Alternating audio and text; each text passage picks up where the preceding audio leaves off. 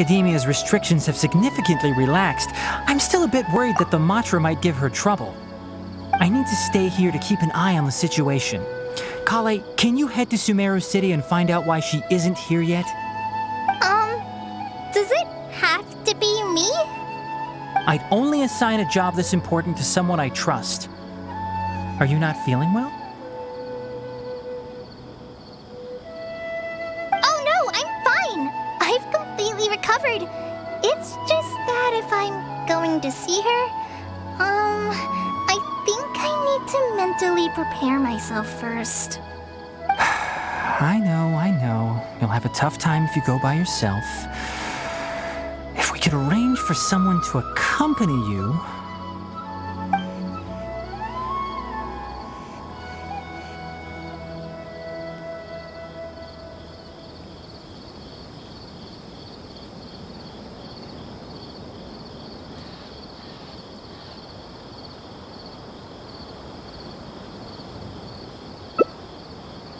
Oh, hey there! It's been a while. What a coincidence. I was just thinking about asking you to accompany Kale to Sumeru City.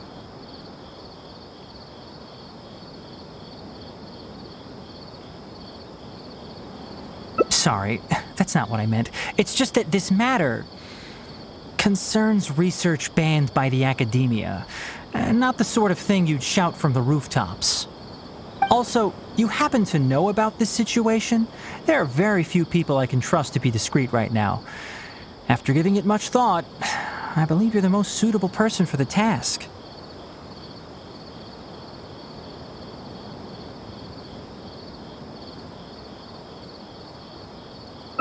It's complicated, and this isn't the best place to talk about it. We'll fill you in on the details once she arrives.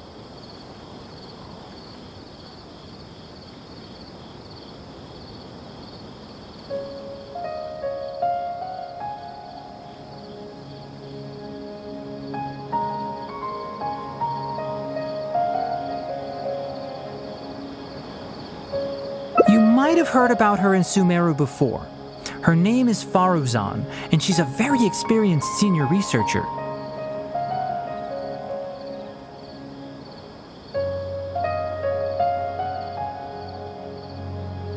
Let's just say that a huge part of Ksharowar's mechanical research over the past 100 years have used her academic discourse and manuscripts as their foundation.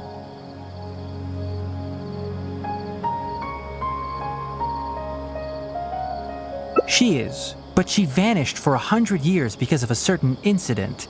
She only returned to the Academia after being found in the wilderness a few years ago. Because of that, her current personality can be a bit, strange, as is her attitude towards Kale. I'm getting a headache just thinking about it. She doesn't have bad intentions, so you don't have to be scared. I'll try.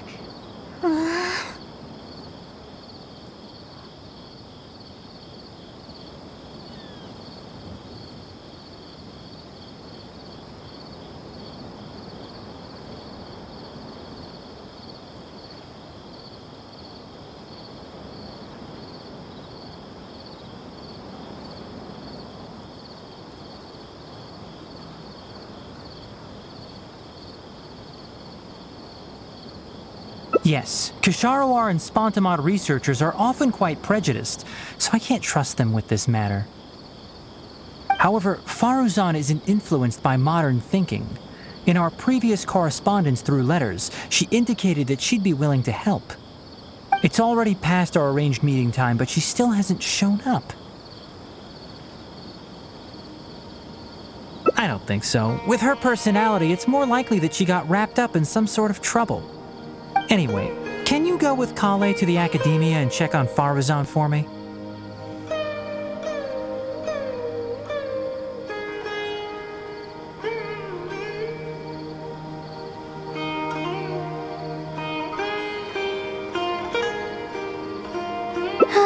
Thank goodness.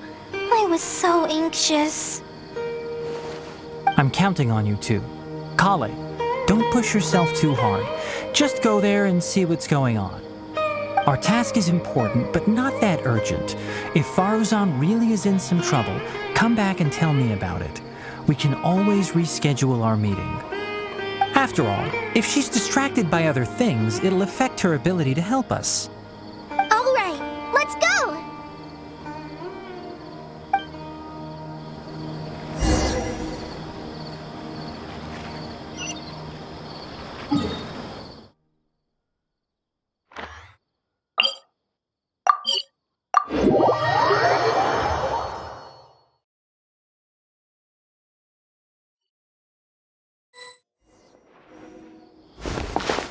Sorry, what did you say? Oh, could you repeat yourself? As you know, I'm sure, hearing goes with age. Faruzan, I said that you need to give us an answer. Yes. And did you forget to add madam when you addressed me earlier? Your hearing is perfectly fine. Madam Faruzan, we don't want to make things difficult for you. However, you haven't been teaching courses or supervising theses these past few years. Isn't this rather problematic as an advisor?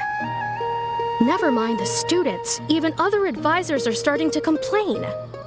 And who, if I may ask, complained? If they have any issue with me, tell them to talk to me themselves rather than waste any of your time. You don't have to tell me anything. I very well know that it's those people from Haravatat. How I wish they'd put their time into doing proper research instead. But, Madam Faruzan, it has been a long while since you last made any practical academic contribution yourself. Academic contribution cannot simply be divided between the tangible and the intangible. The issue here, I believe, is that the reviewer doesn't understand the very nature of knowledge itself. In any case, makes no sense to use a metric like this to evaluate a mentor. Which sage set this rule anyway? I should write a letter of complaint right this instant. Wait! Madam Faruzan, please let me finish. That's her, all right. But the person with her doesn't look like a Matra. Shh! She hates it when people call her young! Her body apparently stopped aging during the year she was gone. So that's why she looks the same as she did 100 years ago.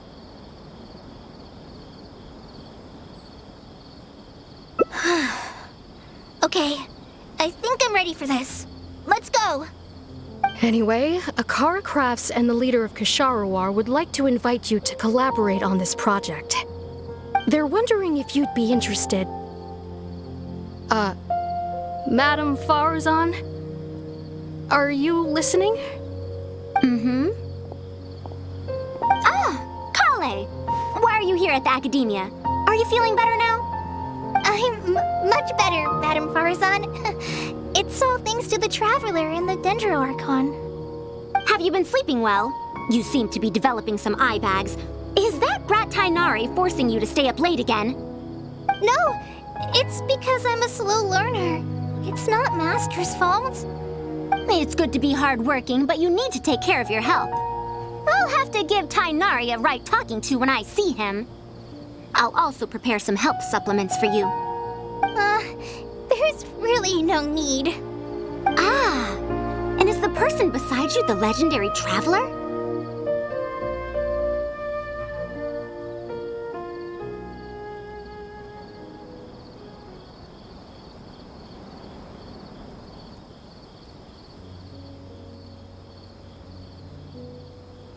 Oh, I've heard much about you before. In fact, I've been meaning to meet you for a while now. It is thanks to you, after all, that the Academia is finally getting back on its feet. Even Kali's illness is... Madam Faruzan, I believe we were still discussing the collaboration with Akara Crafts. I'd wager it's those Ksharawar dunderheads finding excuses so that I'd go to their darshan. Say no more. I have no plans to change my field of research. If you're this unwilling to participate in the collaborative project, you can also consider teaching a class. It might be difficult to teach a course with topics that only fall within Haravatat's subjects, but we can't delay this anymore. You need to give an answer. You can teach a course or participate in a collaborative project. If you don't do either, it'll be hard for me to persuade the advisors and students who have been complaining.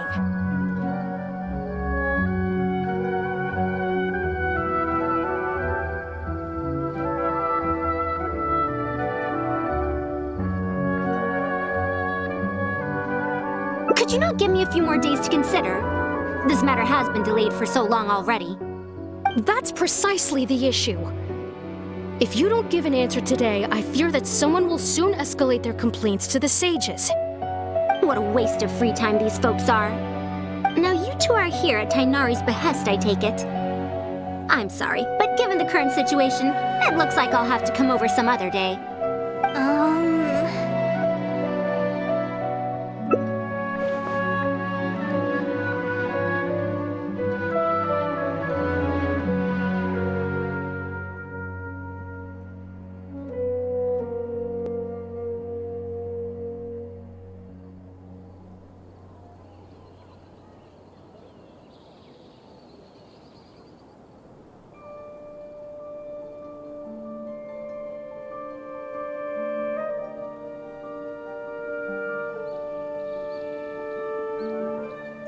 Of course. I shall need some time to think as well.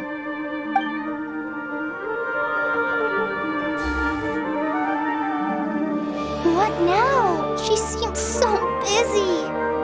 Master said there's no rush, but I know that he's been busy working on something at Party's DI, so he hasn't returned to Gandharville for several days now. I feel for Madame Faruzan, but I still want to ask her to come with us. But if I get her in trouble with the academia, then she won't have the time to help Master. What should I do? Oh, this is such a headache.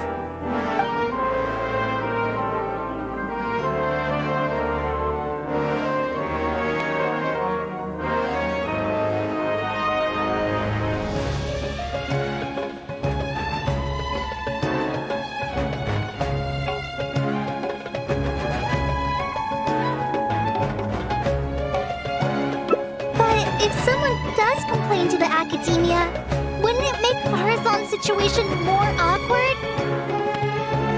And if the academia investigated and found her at Party's DI, things would get even worse for her.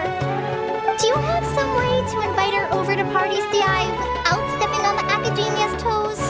Okay then, I'm counting on you.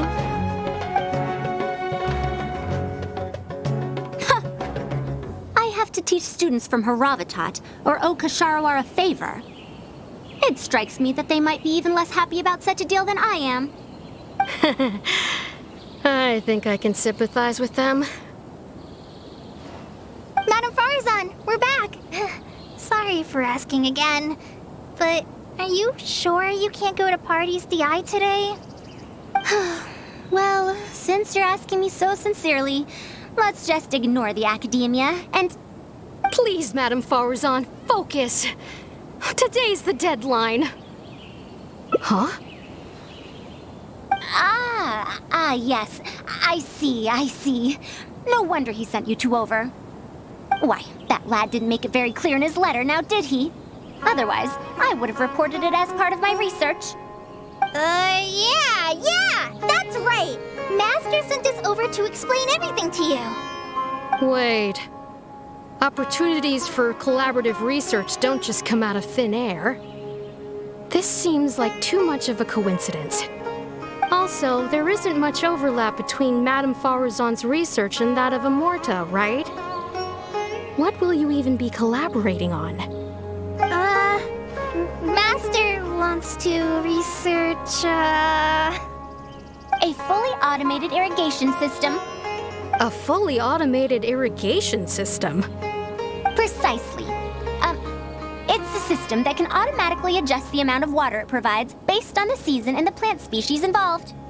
I saw a similar mechanism while exploring a rune in the rainforest.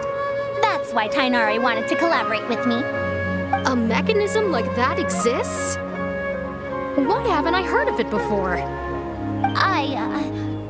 I found it 100 years ago, so it's only natural that you don't know about it.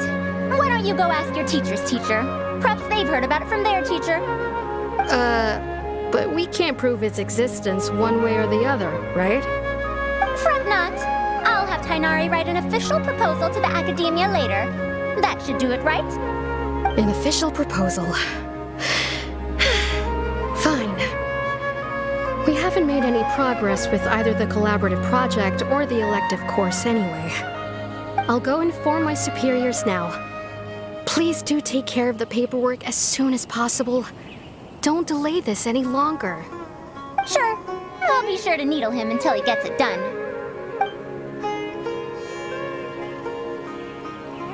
Phew. I think she bought it.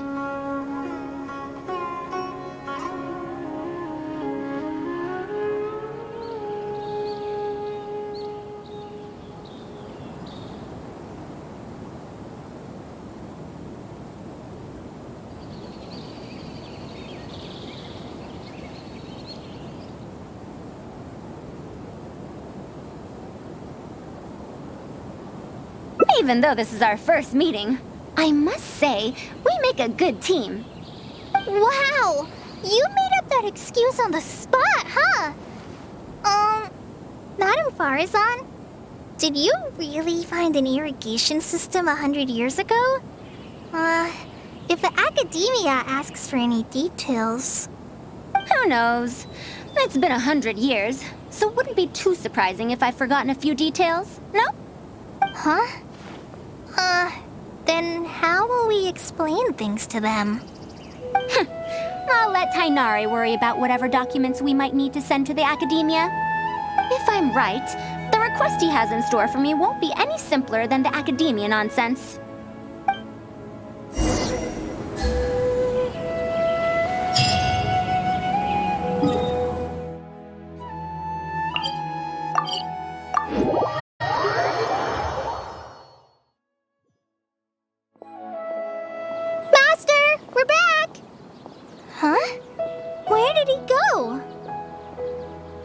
You don't have to shout. I can hear you. Well, you got here much faster than I expected. I thought you'd have a lot more business to take care of. Thanks to the Traveler, I was able to, pawn off various problems of mine onto others. Onto others? What does that mean?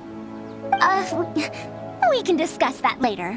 You're looking for me because of the thing you mentioned in the letter, right? That's right. Please, follow me.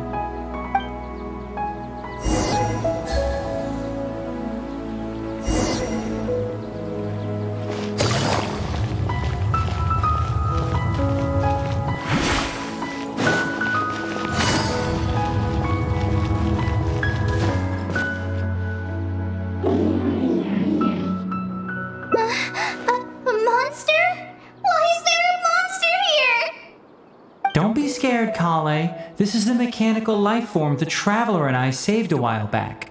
Its name is Karkata. It's the final work of a late junior of mine. You mean Abatui?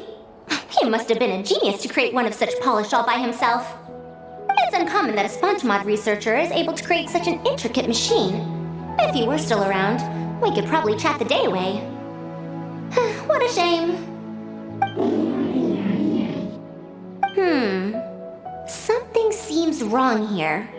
Have you been maintaining it? Mechanical life forms are much more fragile than they look. Is Karkata sick? Karkata has been lying down like this since a few days ago. It could be an old malfunction acting up again. I've taken a few courses conducted by Spontamod before, so I've managed to perform some passable repairs on Karkata's energy supply module. However, it seems the issue this time is with its transmission. My knowledge can only prevent its condition from deteriorating any further, but Madame Faruzan, you should be able to find a way to repair it. Not necessarily. Mechanical life forms are created using techniques from alchemy, elemental science, and more. There are multiple modules here that influence each other. A simplistic knowledge of mechanisms will not serve here. You know that as well. each mechanical life form is very different from the next. So even I cannot be sure if my understanding of mechanical life forms is going to be of any use to our little crab friend here. Carcata. Can you all go outside for a minute? I need a bit of space. Before I do a thorough check, everything we've just said is but conjecture. All right. We're counting on you, Madame Faruzan.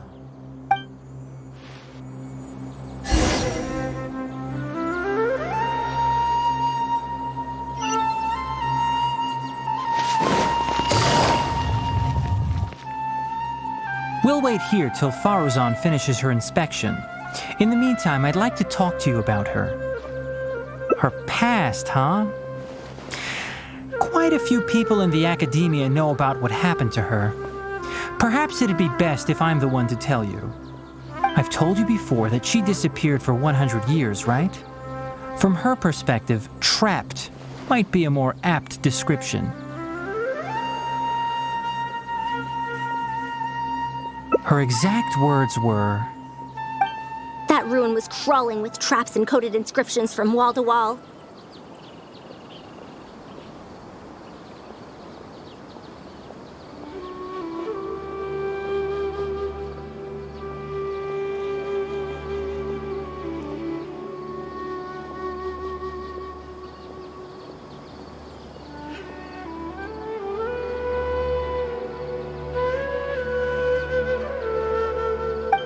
I did all I could to decipher the code and deactivate the traps to escape the ruin, but there was no way out.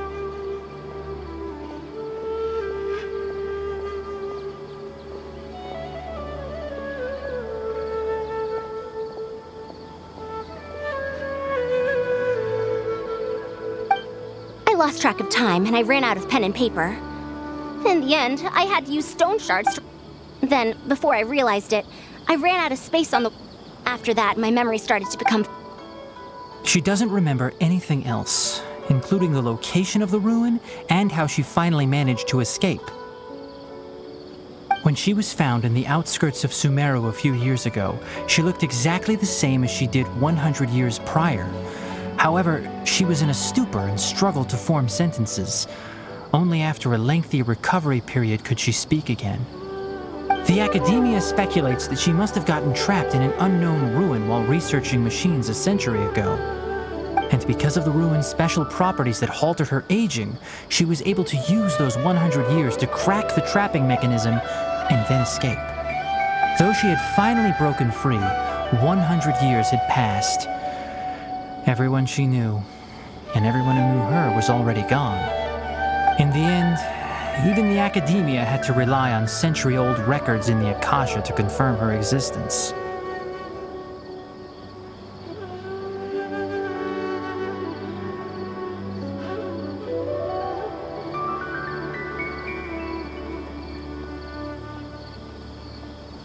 Don't make that face. I'm not telling you this because I want to drum up sympathy. She wouldn't want others to pity her because of past events. Rather, she sees that period of entrapment as an experimental error. As a researcher, she must accept everything that results from her experiments, even if they don't fall within expectations. Even after going through so much, she's returned to Sumeru and still hasn't given up on her research. Due to changes over the years and drift in academic subjects, she holds some rather strong opinions about the current academia, and she has no shortage of detractors herself.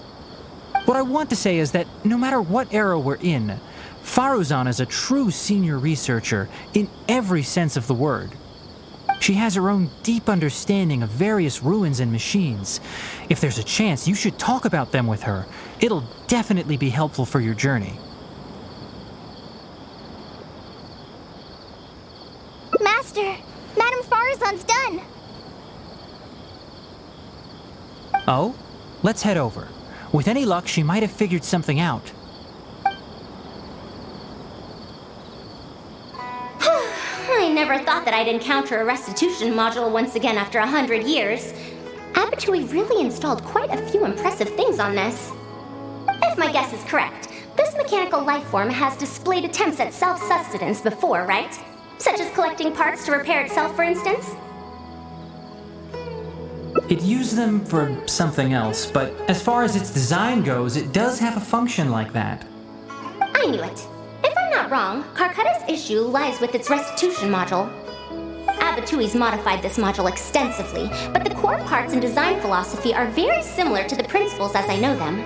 They are all based on principles learned from the ruins.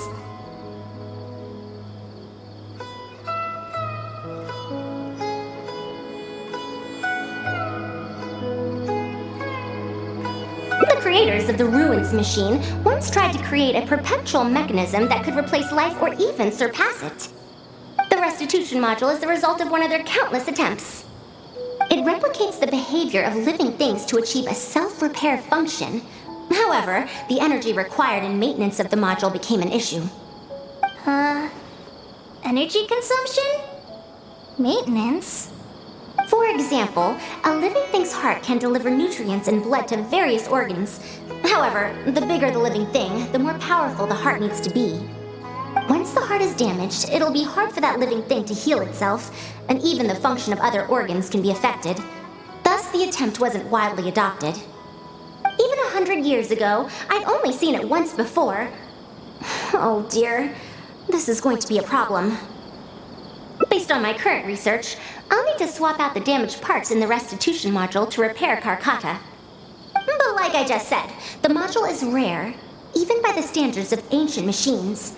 Not only that, but there is very little related research documentation available. Finding suitable parts would be like trying to find a single gear in the vast desert, to say nothing of the difficulty in making those parts from scratch. One can only wonder where Abatui found the original parts. I might have an idea.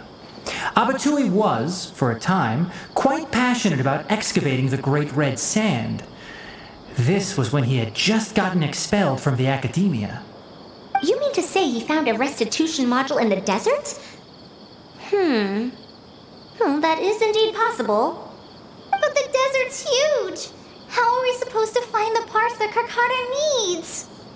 According to the Academia's records, no similar parts have been found in the Great Red Sand over the past 100 years. If we want to try our luck, we'll have to explore ruins that have never been explored before. I do know that a Vahumana researcher formed an expedition team after the sandstorms and earthquakes subsided. They are now exploring areas of the desert that used to be difficult to access. Should we ask them if they've made any new discoveries lately? The chances are slim, but it's at least more effective than running around like headless chickens.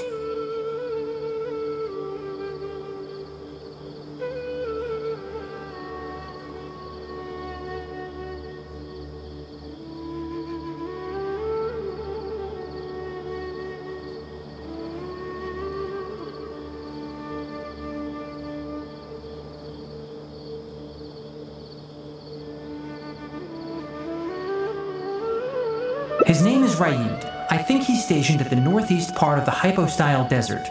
Let's go look for him once Karkata settles down. Oh, you and Kale should probably stay. Karkata's condition may be stable, but it would still be better if some of us stay to look after it. Besides, you still need to take care of the trouble that the Academia left for me. Trouble from the Academia? I thought you said you pawned it off to someone else. Wait, don't tell me. I'll let Kale fill you in on the details. I look forward to seeing your work, Tainari.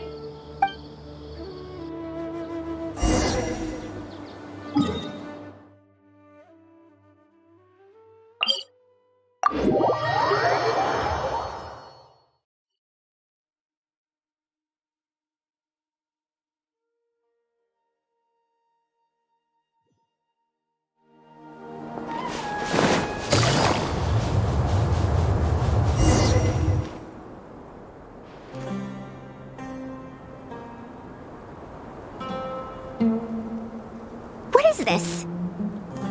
Halt! Mr. Raid's permission is required to proceed any further. That still won't do. Mr. Raid told us to keep people away from the ruins so they don't damage the site. Damage the site? I've excavated more ruins than you visited restaurants. Which batch of students is Raid from? I want to see him right now. He isn't at the campsite now. You should all leave. Only he can give you permission to enter. What a stubborn guy.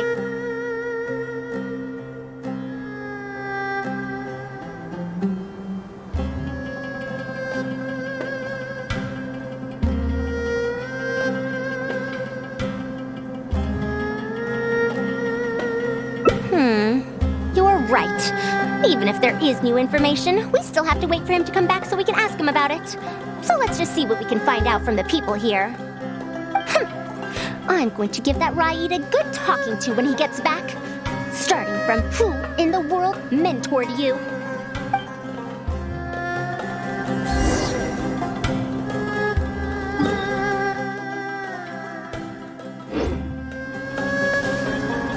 Halt! Mr. Raid's permission is required to proceed any further.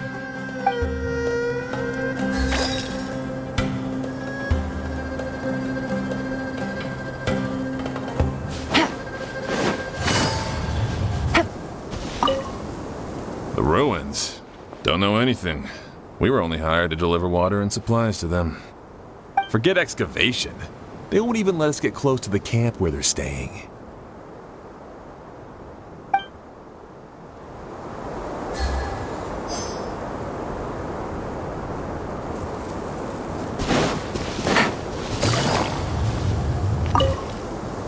This area used to be ravaged by frequent sandstorms, but it's been calm lately for some reason. They say that this was done by a single traveler? But seriously, is such a thing even humanly possible?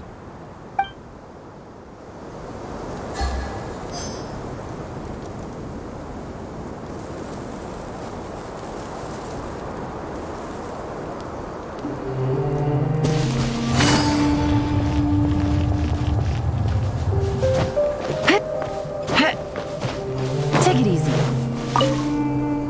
That machine looks amazing! Could it be the legendary Ruin Wanderer? The location seems to fit too. Might that legend actually be true?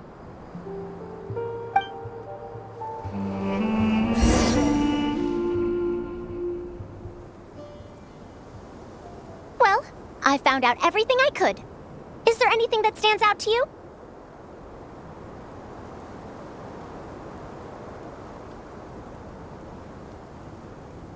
The villagers were hired to deliver supplies, but they haven't been allowed near the campsite.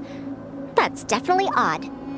However, I'm more concerned about this Ruin Wanderer they speak of. Ruin Wanderer. That's the first time I've heard that name. But that wreckage did seem a bit weird. It's a bit far away, and I can't really say for sure from this distance. Perhaps we should ask the villager from before about the legend first. Huh? What are you guys doing back here?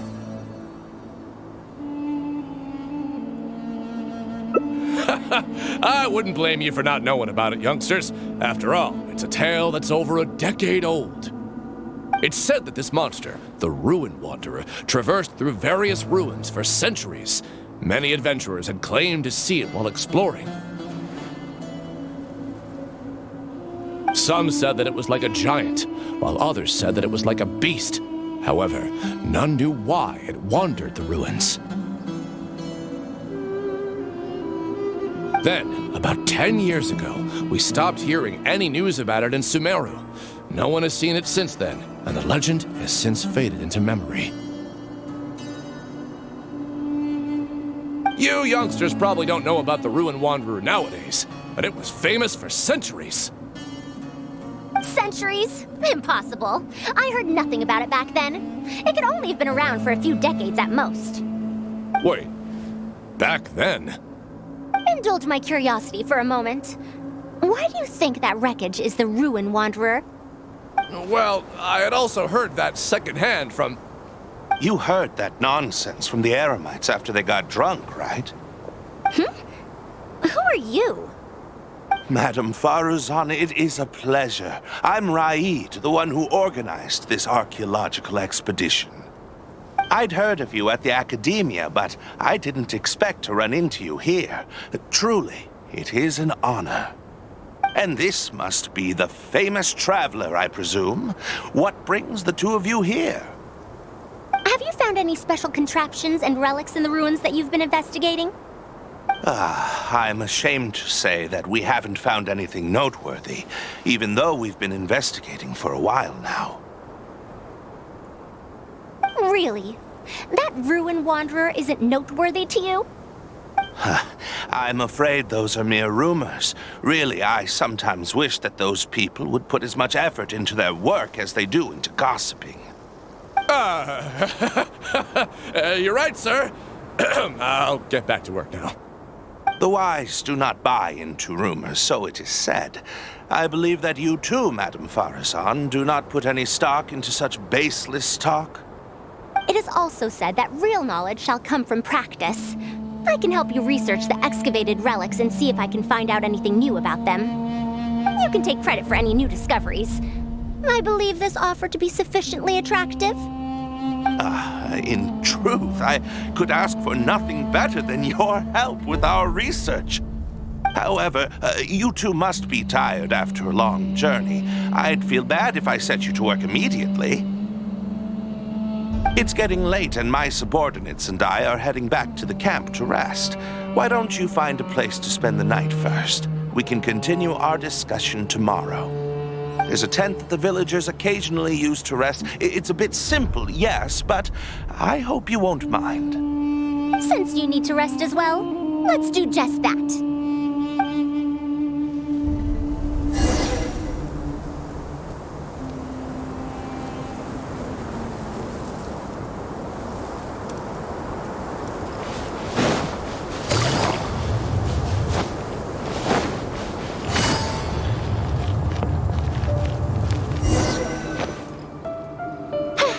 This is quite far away.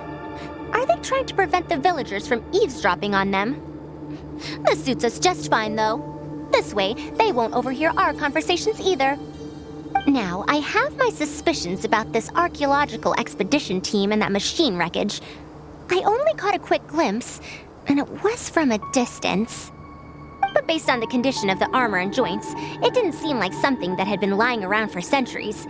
At most, I'd estimate that it only stopped moving about a dozen years ago. Yes, the timing coincides with the spreading of the legend. Now, assuming that it really is the Ruin Wanderer, how do you suppose it was able to maintain a relatively good condition despite high-intensity operation over the course of several decades?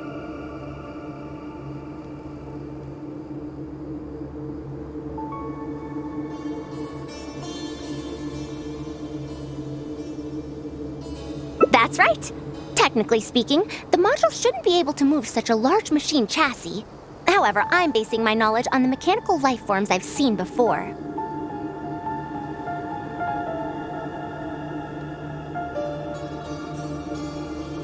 Well, this was over 100 years ago. It was a machine about the same size as Karkata, actually. It couldn't carry heavy objects or fight, and was only able to help me record some notes. It also helped me deliver letters home. I found it near the desert, which is why I wondered if there might be more restitution modules buried around here.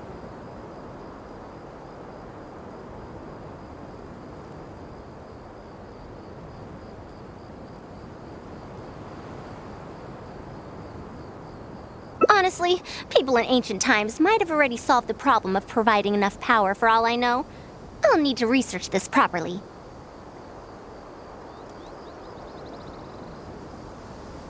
Had I confronted Raid right there and then, he would have said that he couldn't tell that the machine was special.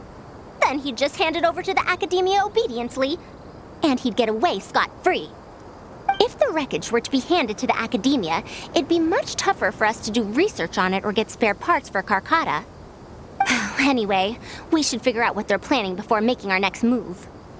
They insisted that we should stay the night, which means if they're trying to pull a fast one on us, they're likely to try tonight. We must be vigilant.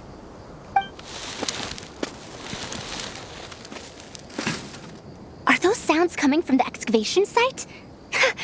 I knew they wouldn't be able to wait. They must be scared that we might discover something tomorrow. Not a single person guarding the campsite. This must be quite the manpower expenditure. I'll see if they left any clues behind at their camp. Keep watch and help me stall them if it comes to that, would you?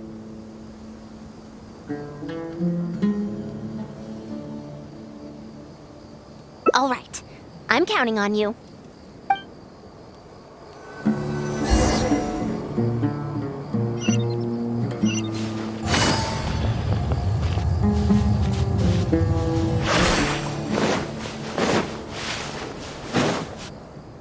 Why isn't the tent here yet? We need to switch it out tonight. It's still on the way. I'm afraid this is the first time we're delivering such a huge one. You good-for-nothings are just a load of trouble, aren't you? We wouldn't have to deal with these interlopers if you had kept those lips of yours from flapping. Hurry up and hide our current tent and deliver the new one to me tonight, no matter what it takes. Huh? Who's there?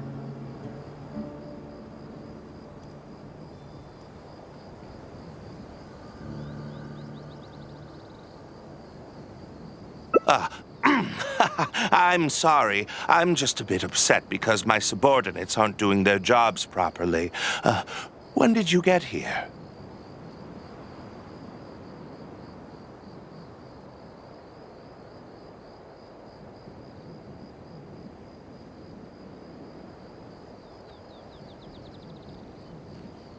It's nothing. Just a tent. We didn't pack up all our tents from the last campsite. Some of them, along with a few people, have been left there. Someone damaged our current tent, so I'm trying to get my subordinates to get one from that previous campsite delivered here.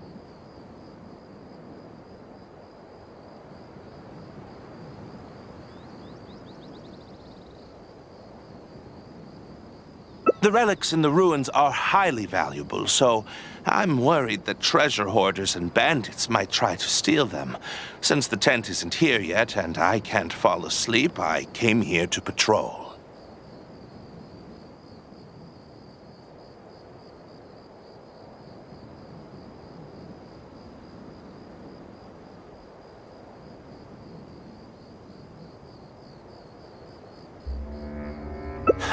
Well, these things are antiques after all. There will always be people interested in buying them. I hired so many people precisely because I was worried about that happening. Speaking of which, I'd like to ask, is the Academia really aware that you've traversed through the desert to come here in the middle of the night? Also, where's Faruzan? Why isn't she with you? I'm right here. Also, you forgot to address me as Madam.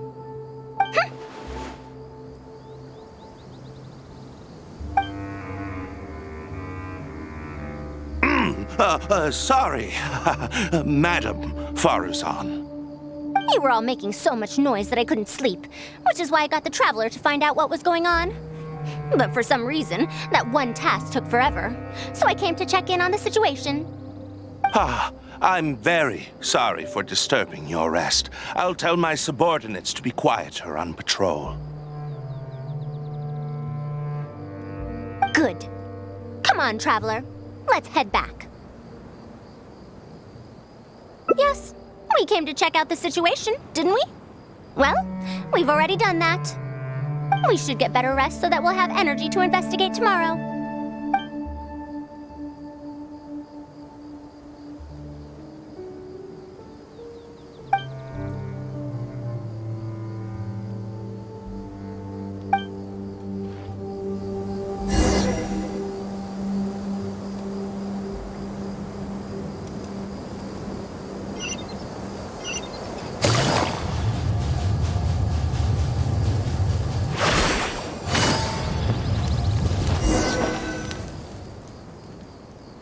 Thanks for dealing with them. Now, I found something good on my end. These are the excavation records from their campsite. According to them, the ruins have been raided before, with numerous traps and contraptions having already been triggered. I also observed the wreckage up close earlier. The weathering is nowhere near as extensive as on the relics that have been buried for over 100 years. There's no doubt that the wreckage and the ruins don't belong to the same era. Instead, it must have wandered into the ruins about a dozen years ago. It could have fallen into a trap or encountered a glitch within the ruins, remaining stationary like that until it was discovered recently. However, I still don't know why they'd want to hide it. I have no doubt that the researcher could definitely reach the same conclusion I did. The last few pages of the excavation records are written in code, which I still need time to decipher. The answer may lie within those pages. It's just wordplay. And if anything, that's my wheelhouse.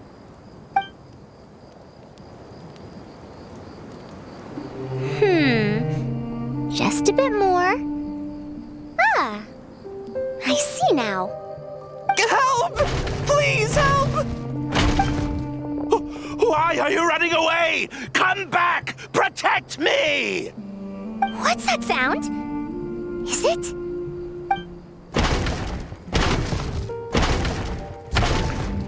The Ruin Wanderer? Reactivated? That's impossible! Is this the work of some kind of hidden mechanism? Never mind. We have to focus on saving lives first. I'll cover them. You go stall the Ruin Wanderer.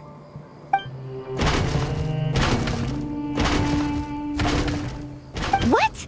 It ignored the Traveler? Why is it chasing after us? What could have caused it to reactivate? And to give chase? Darn it!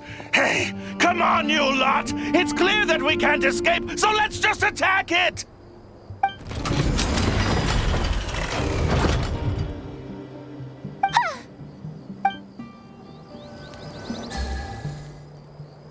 It stopped? Hey, you guys, get up there and tell me what's going on! But what if it suddenly moves? You good-for-nothings! Why is everyone I hired so useless? Move! I'll do it myself. Looks like this thing's parts can't handle the load of functioning anymore after years of disrepair.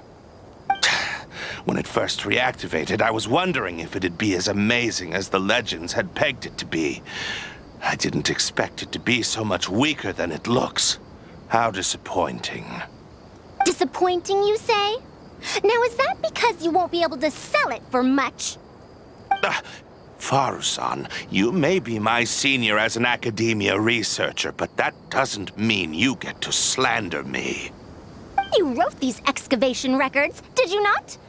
Or perhaps calling it a ledger might jog your memory a bit better. I don't recognize that thing. January 3rd, excavated 5 tents. January 5th, 3 tents sold. January 10th, 1 special tent pre-sold.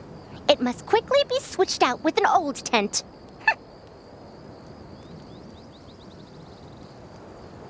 You're supposed to be an archaeological expedition team, and yet here you are, secretly selling the relics and profiting from it. When you believed that you had found the wreckage of the Ruin Wanderer, you tried to switch in wreckage that you had excavated previously to pull the wool over the Academia's eyes.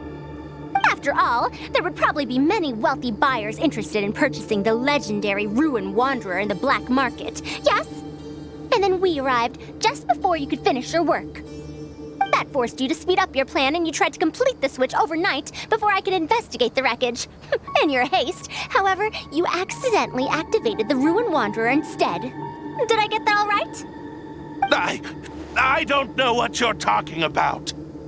You lack the curiosity befitting a man of knowledge, nor do you have respect for mechanical life forms. You're not fit to be a researcher. Ridiculous. Curiosity? Respect? I'm not here to hear you preach. Hey, we're leaving. Mr. Raid! Behind you?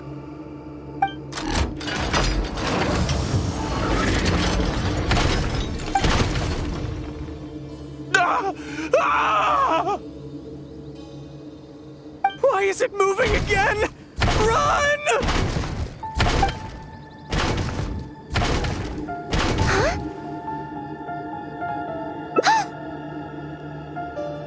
Some said that it was like a giant, while others said that it was like a beast. However, none knew why it wandered the ruins. Technically speaking, the module shouldn't be able to move such a large machine chassis.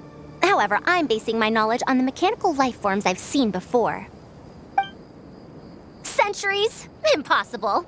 I heard nothing about it back then. It could only have been around for a few decades at most. Why is it chasing after us? So you've been looking for me this whole time?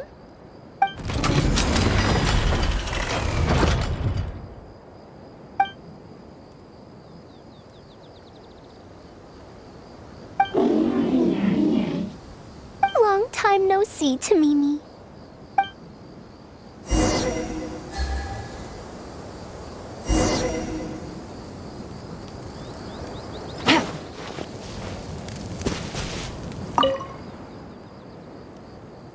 Dear Faruzan, I hope you're doing well. It has been over 20 years since you went missing. People from the academia keep telling us to give up and that you're most likely dead. But somehow, I feel like you're still alive. Yes, that you live still in some corner of this world. You've always been persistent, able to shine no matter what situation you face. I believe that this persistence serves you well in surviving and finding your way home. Unfortunately, I likely won't be able to welcome you home when you do. I don't have much time left, and my reflexes have slowed. Others keep telling me to stop exploring ruins. Only Tamimi is still the same as before, always running off to places which you've been to. Your teacher and friends came up with an idea to remodel Tamimi so it can search for you in our place. You didn't like coming home back then and would always get Tamimi to send a letter back. Now we're leaving a letter with Tamimi. I wonder if it'll ever be delivered to you. I don't know the answer to that question, but if you ever read this letter, I hope it'll be when you've already found your way home. I regret not being able to say this to you myself, but I'll still feel sincerely happy for you, my dear daughter. Welcome home, Faruzan. Look at you, Tamimi. You've changed so much after all these years. Thank you for waiting for me all this time. I've safely received the letters. Your work is done now. You can sleep.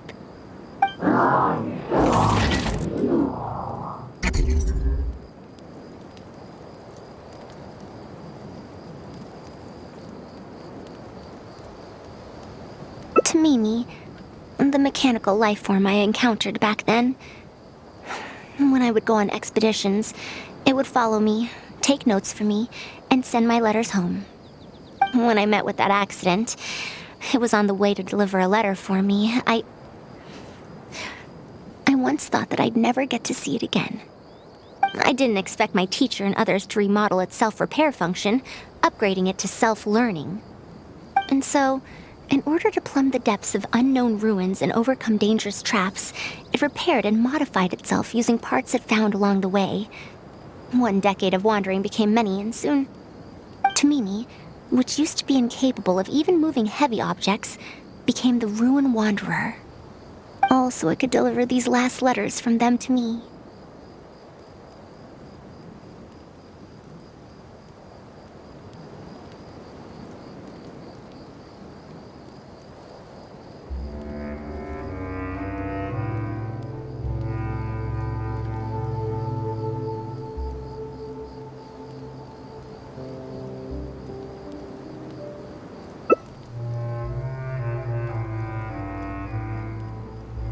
The strain to support such a huge body must have turned out to be too much for your heart, right?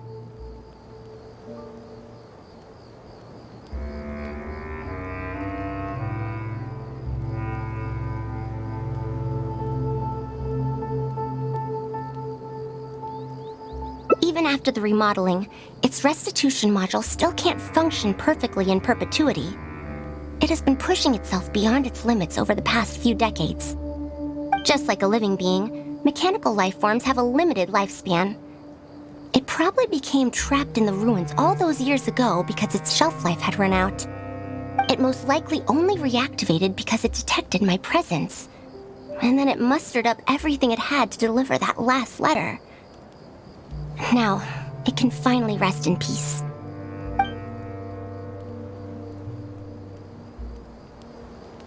Tainari told you what happened to me, right?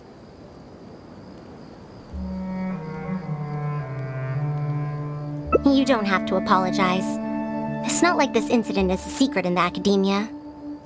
Besides, I've always treated it as a failed experiment. As a researcher, I must accept this result. However, finding out that so many people were affected by my failure does make me feel somewhat conflicted. Can you head back to Pardis DI first? We've been here for a while, and it's best not to make Kale and the rest worry. As for me, I want to stay with Tamimi for a bit longer. Just a bit. Hey! Doesn't Mondstadt celebrate the Windbloom Festival around this time of year? Paimon has lots of good memories from the last one. The sweet scent of flowers on the breeze, the sweet smell of tasty snacks.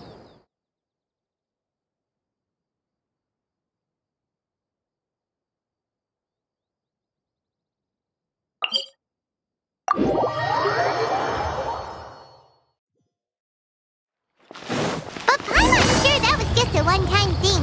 There's gotta be someone who needs our help, right? Let's go see how things are this year.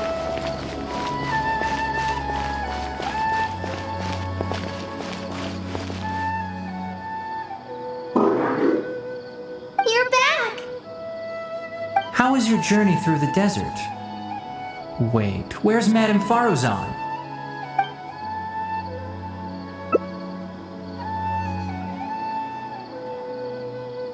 Oh no. She finally got to reunite with an old friend from 100 years ago. But As a researcher, she could perhaps accept it. However, as a friend, a student, and a daughter, we should give her some time. And in the future, I hope that we can be here to support her as her new friends.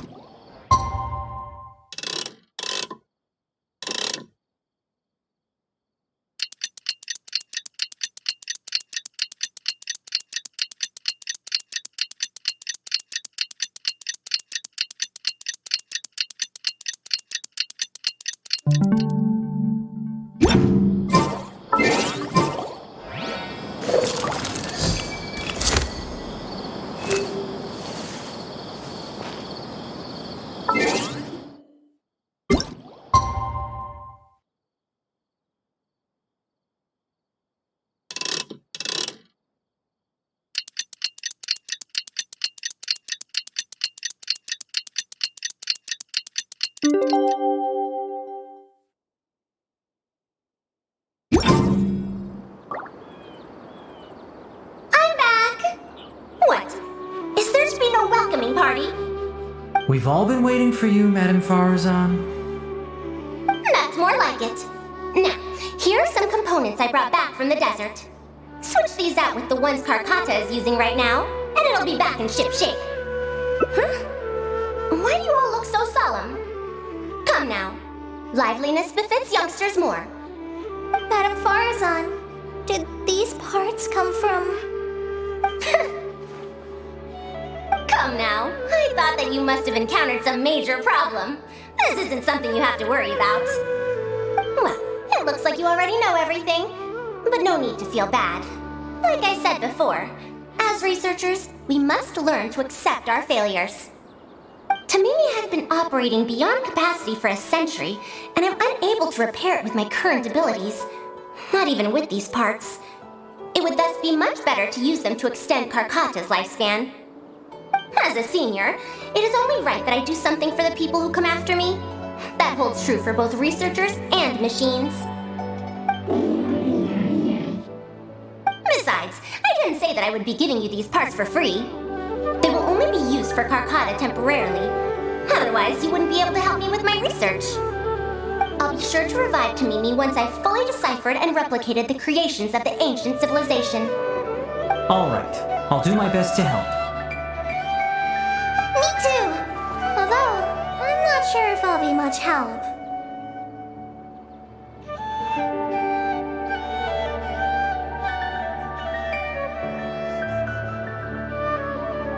Thank you. If they could remodel Tamimi successfully even back then, there's no reason why we won't be able to do even better. And when that day comes, I'll be sure to say, welcome home, Tamimi.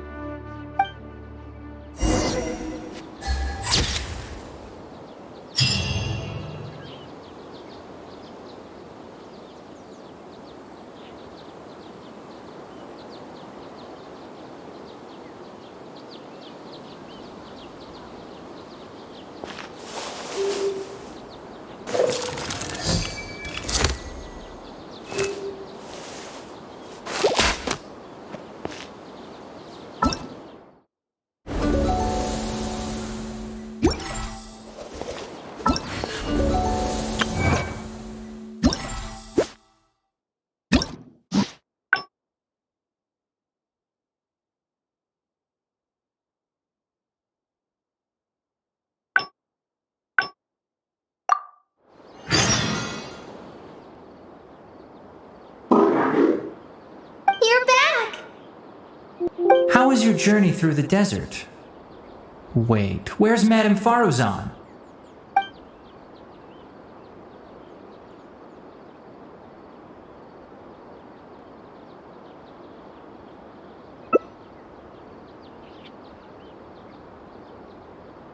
So Madame Faruzan has some other things to settle. Alright. And to think that Raid was doing all of those things on the sly. It's good that you all got out of that situation in one piece. Madame Faruzan will be able to repair Carcata when she gets back, won't she?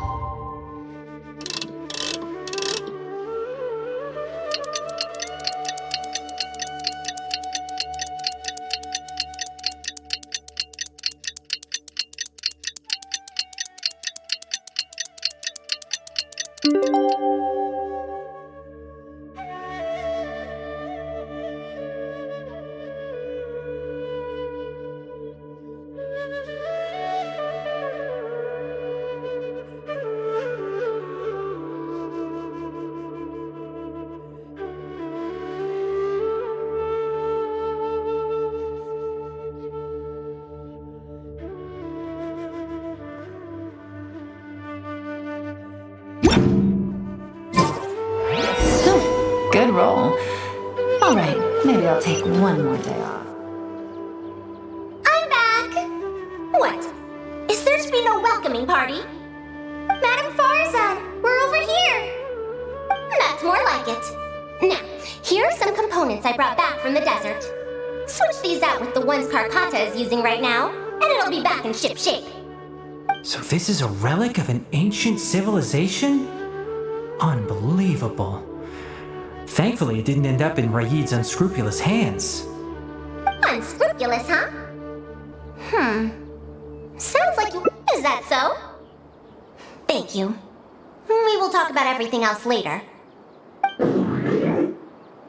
It's nothing. I've already given all the evidence we have against Raid to the Academia. They're going to be very busy. Too busy to bother us, I'd wager. I'll start repairing Carcata then. Kale, can you help? Of course!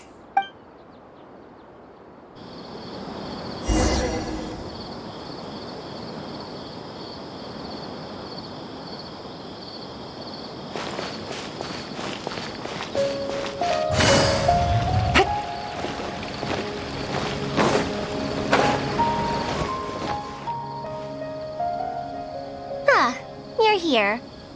Thank you for keeping Tamimi a secret.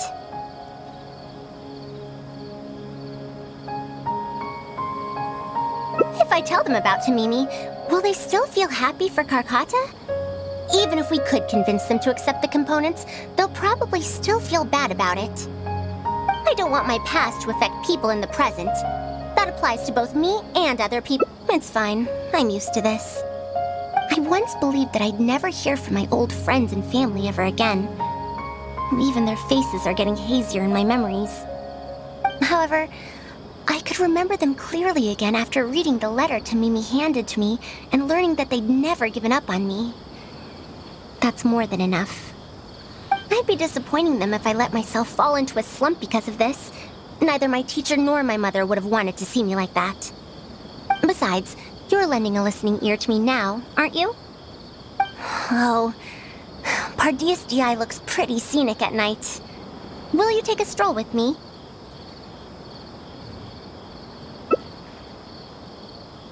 Once Karkata's condition stabilizes, I'll find a chance to tell Tainari and Kale about all that. But for now, just help me keep this secret.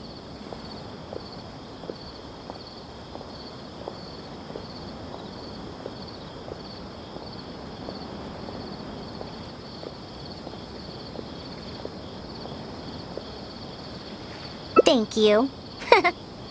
Whether it's 100 years ago or now, I have people who worry about me. I suppose I should consider myself quite fortunate. The only time when I felt otherwise was when I had just returned to Sumeru. No one came to check up on me then.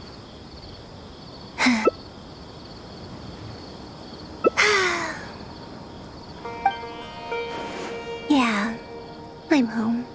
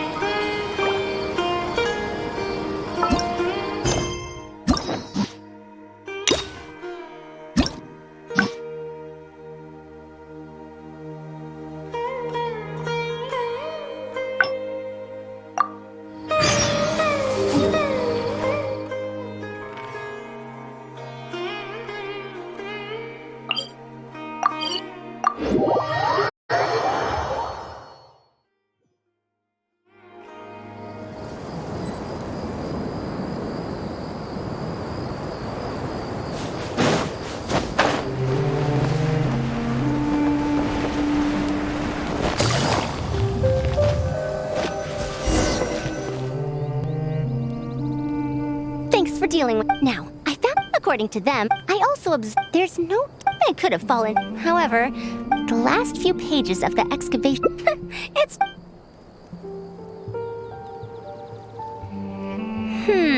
Help!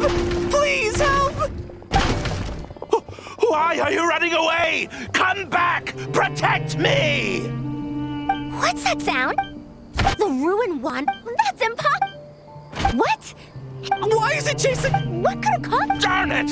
Hey, come on, you lot! It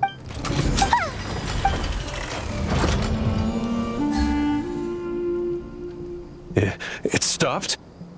Hey, you guys! But what if it's... Looks like this thing's parts can't... Disappointing, you say? Now you wrote these January 10th. Once, you're supposed... When you believe...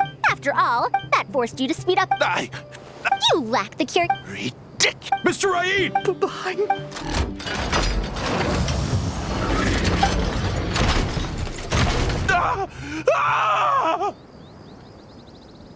Why is it moving again? Run!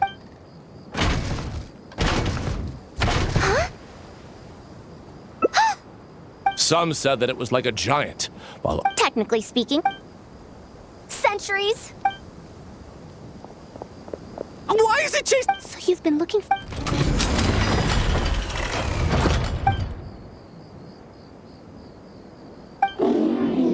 Long time...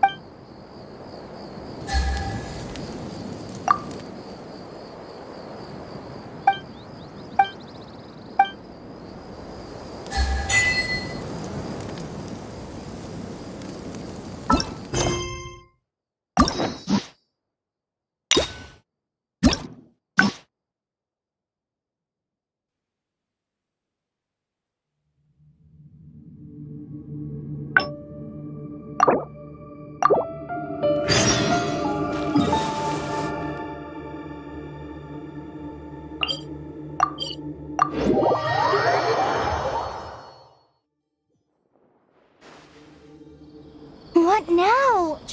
Master said there's no rush. I feel for, but if I get her in yeah, that would be, but I'm sure he'll say, huh? So if I also stay in, okay then.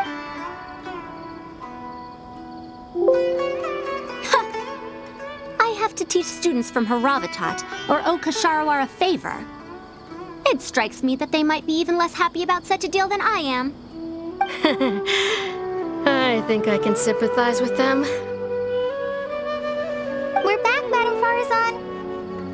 The Traveler said that she can stay and help you. Oh, why I couldn't ask for more. In fact, I'm rather curious about the type of person the Traveler is. You were the one who taught Azar a lesson after all. That said, will I be troubling you? Is that so? Good. It does so happen that I do have something I need help with.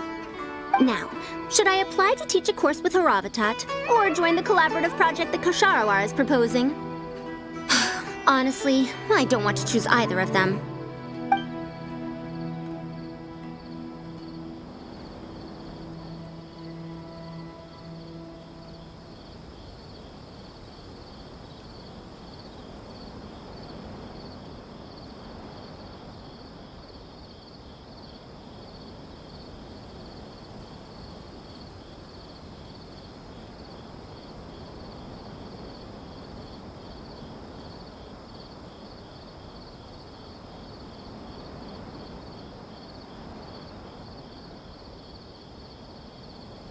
You might have heard of it before.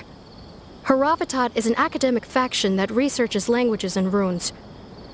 100 years ago, Madame Faruzan was a researcher from that darshan. Now, not was. Still am. Yes, of course.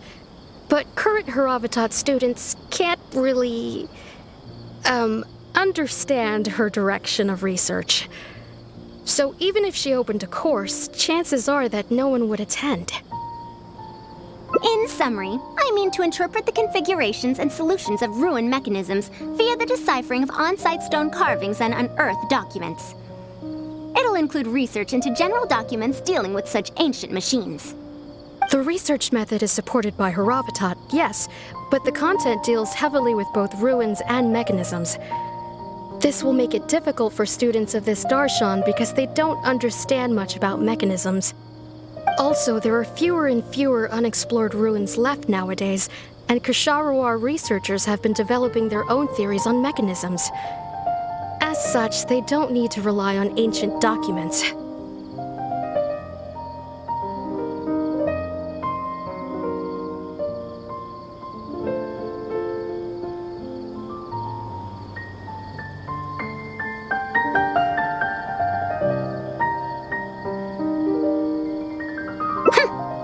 Too complacent. Ancient mechanisms are more dangerous and complex than one might imagine. I'm telling you, things weren't like this 100 years ago. All researchers back then were interested in exploring knowledge from a variety of topics. They also gave more respect to unknown mechanisms. Nowadays, all people are interested in are mainstream subjects in popular research. Even if they attended my course, I wouldn't be interested in teaching them. Also, the people here think that my research is outdated and unrealistic. So they keep cutting my funding. Why, I think they could all stand to learn from Kale. She's a hard-working child and respects her elders. Huh? Why me? If only those who came to my lectures were more like you. Speaking of which, are you feeling better? You don't have to confine yourself to Gandharvaville anymore, right? I just remembered that I have a lot of studying to do. I need to head back and find Master.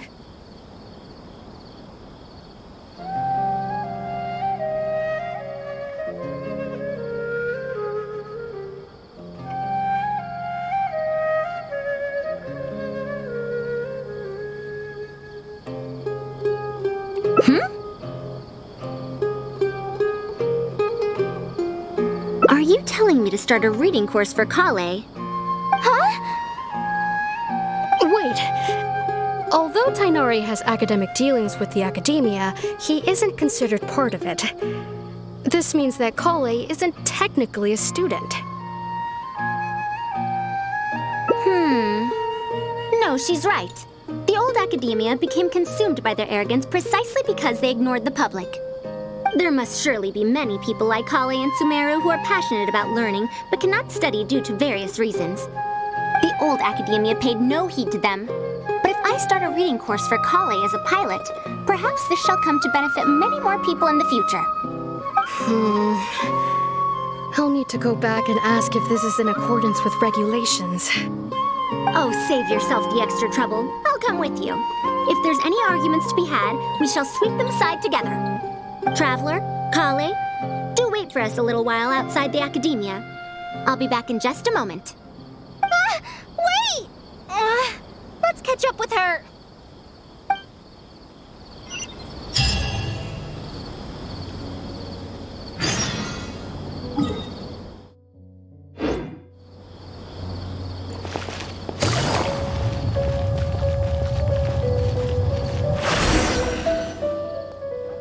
I can't believe she rushed right in after we arrived.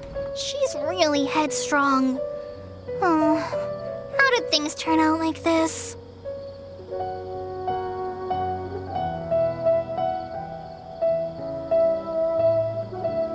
No, not really. Madame Faruzan is a brilliant scholar. Even Master thinks so. If she's really going to teach me how to read, it'll definitely be much better than me bashing my head against the wall. It's just that she can get a bit too passionate sometimes. I don't know how to handle that.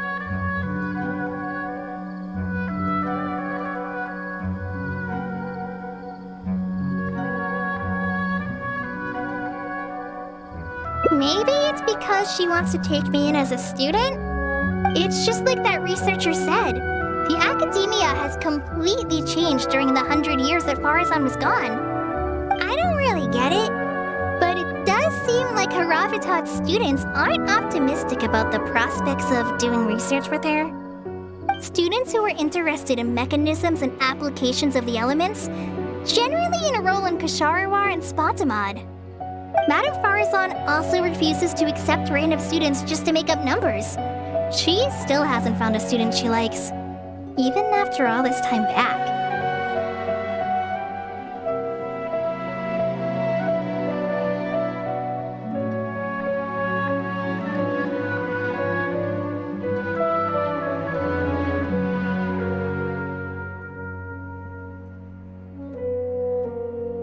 But she seems to like my attitude toward learning, so she often asks me if I'm willing to become her student.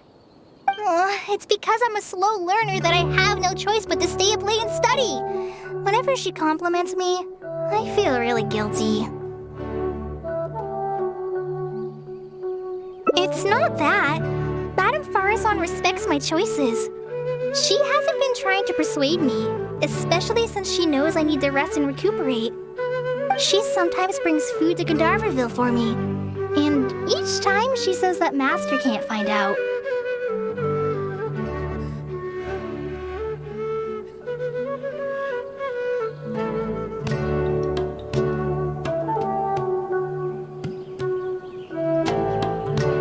Now that you mention it, it does feel a bit like that. Do I really look that young? Kale, Traveler, thank you for waiting. The issue has been resolved.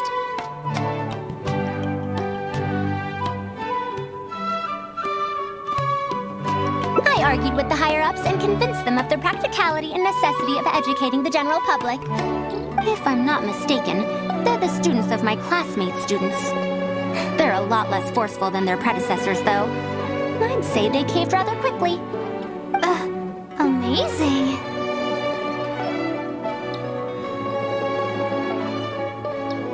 It's just that we need to fill in every single page of the application. It's been a century, but the academia is as picky as ever. Let's see now. What do we need to fill in? Course name, learning objectives, teaching methods, course materials. I suppose we can fill in the course name last.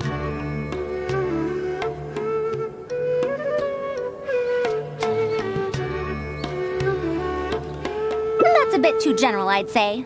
After all, this class's target audience isn't toddlers or children, but rather people who already know the basics of reading. As such, we'll need a more specific learning objective. How about proficiency in reading and writing? That's true. If we use children's teaching materials, we'll only end up wasting a lot of time on things that students would already know. And you have your job as a forest ranger, Kale. People who attend this course in the future are also likely to have life commitments. We need more effective teaching methods.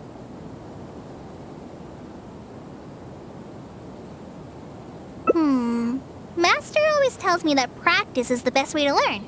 That's why I often ask him to help me find simple books to read. It must have been difficult to get books in Sumeru in recent years, no? Tainari really went the extra mile for you. Expanding literacy is a capital notion. Now that the academia is easing restrictions on the circulation of books, there should be more people who have become interested in reading. It's a great time to conduct this course.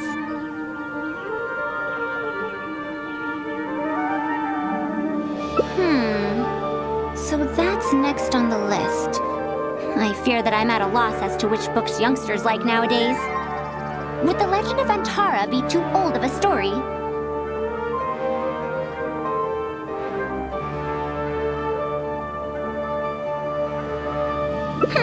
Fair. Kale, what have you been reading lately? Me? I've been reading light novels from Inazuma.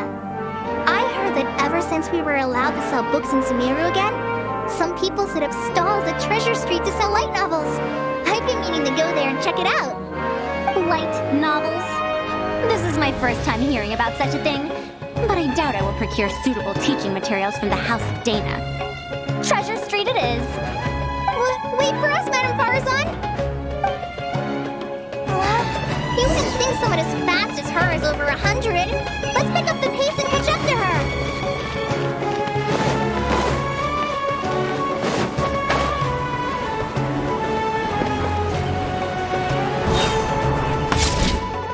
What a long and mildly ungrammatical title. And why is the cover so colorful?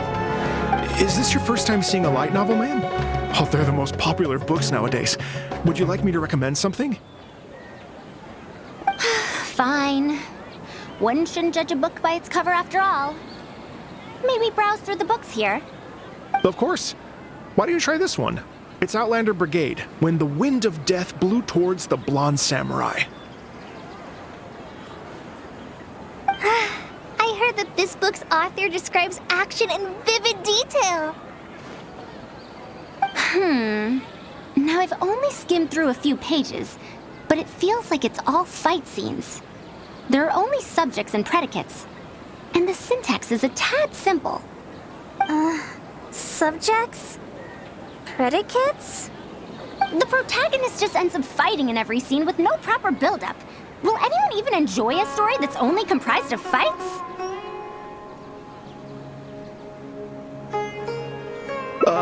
How about... the good thing about being reincarnated as a hilly churl is that I only need to eat Sunsetias to become stronger. A reincarnation isekai story? Those are pretty popular right now. Isekai? What in the world is that? Also, why does it become stronger by eating Sunsetias?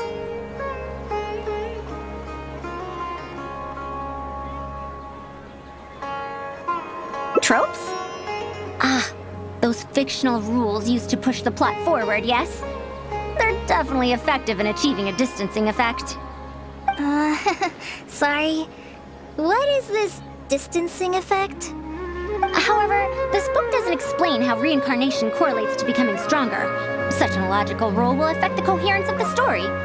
Will readers really accept this?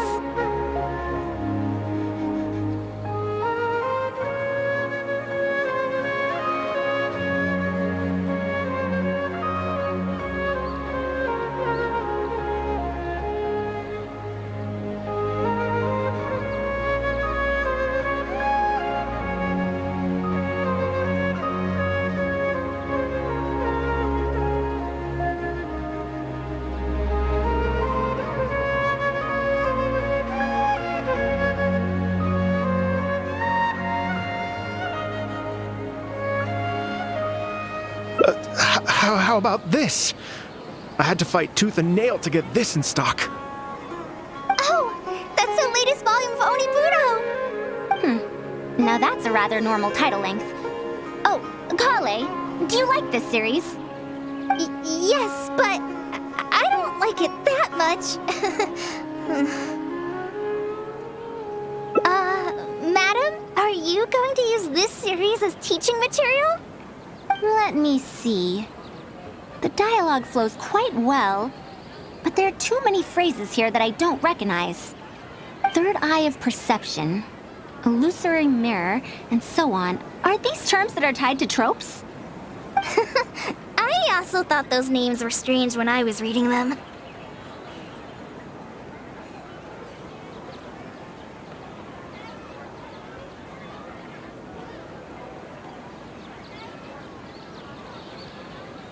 It's impossible to derive the meaning of these phrases in isolation.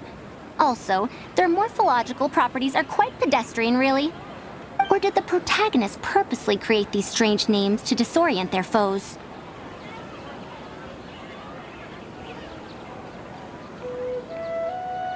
So there's no deeper purpose. It's quite hard to understand stories written these days. You're right. It's such a weird book. But you keep wanting to read the next page. Even the most popular book in Sumeru back then had greater depth than anything written today.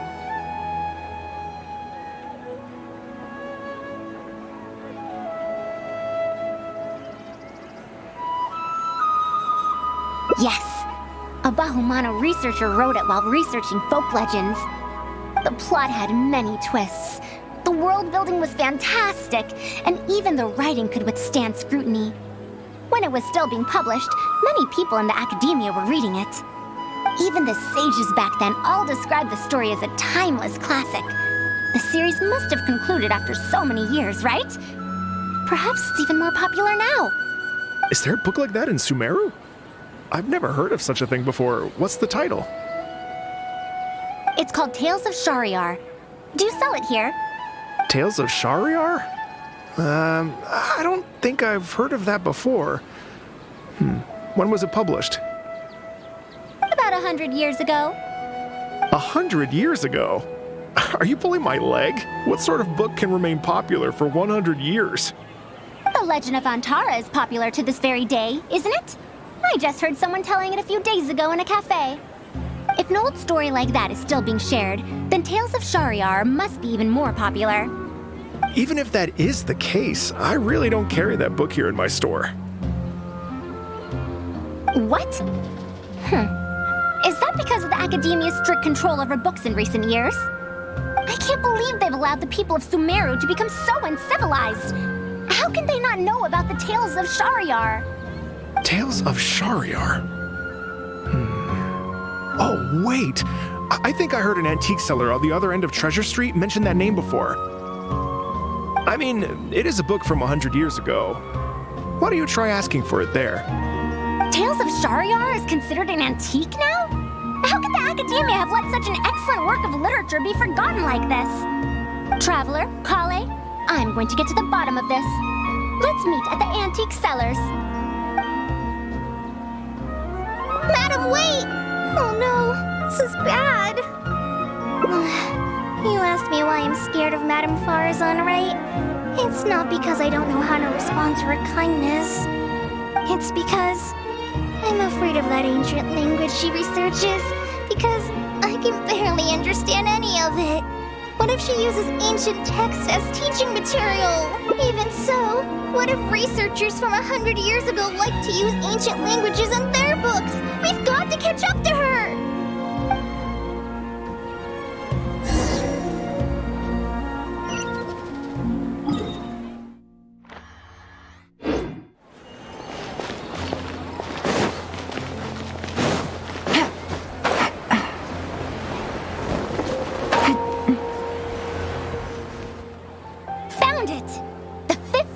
Of Tales of Shariar. Wow, you actually found it. I never thought this book would ever get sold. All right, back That's our teaching material secured. We also now know what to call this course. Analysis of Classical Texts. After all, this book is definitely worthy of being called a classic. Can I take a look? Luckily the language being used here isn't ancient at all. I can recognize a few words here and there. Huh? But why aren't there pictures in this book? As long as the writing is good, readers won't need any illustrations to imagine the scenes. Worry not, I shall thoroughly explain the difficult sections. You'll like this book, I know it. After all this time, I wonder if Aaliyah and Aziz ended up together. And who obtained the Desert Gem in the end? Sir, do you have the subsequent volumes of this series? I don't think so. Is that so? And here I thought I could finally read the ending.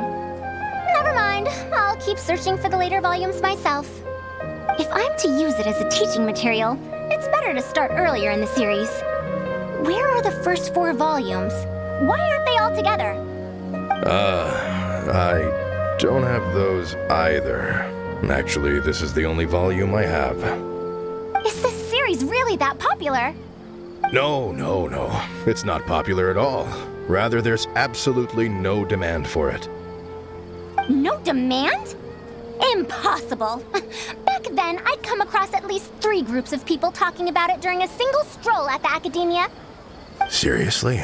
No one told me that this book was anything special when I first got it. Where did you get this from? Can you still contact the seller? I'm afraid not. This book was sold together with a whole bunch of antique furniture. I didn't even notice it initially. Otherwise, the Matra would have come knocking. Wait, is this book actually worth a lot? It can't be, right?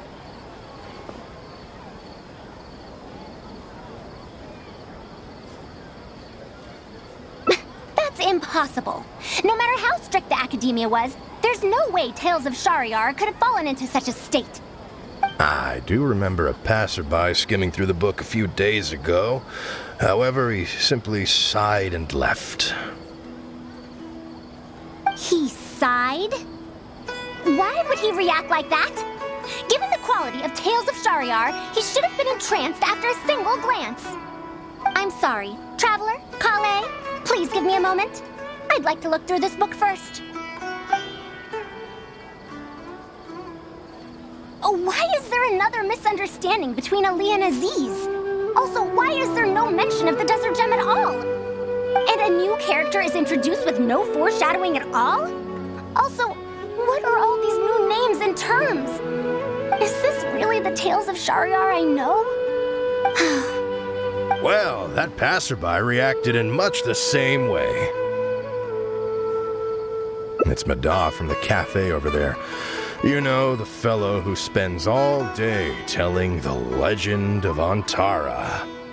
Since that's also a very old story, maybe he knows a thing or two about that, Tales of, whatever it's called. Then let's go ask around at the cafe. Huh? Madame Faruzan? Huh? Oh, yes. Let's go.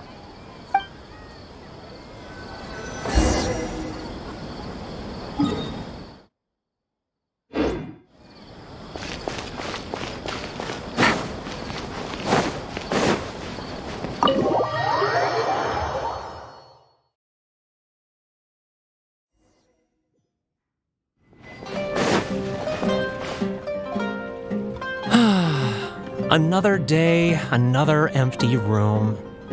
Excuse me? But are you Madar? Yes. Are you here to listen to my story? Well, we actually came to ask about something else. I see. Sorry. It's fine. I'm used to it, more or less. So, how can this terribly unpopular storyteller help you? Do you know about Tales of Shariar? Huh? Tales of Shariar? Why, I can barely remember the last time anyone talked about it.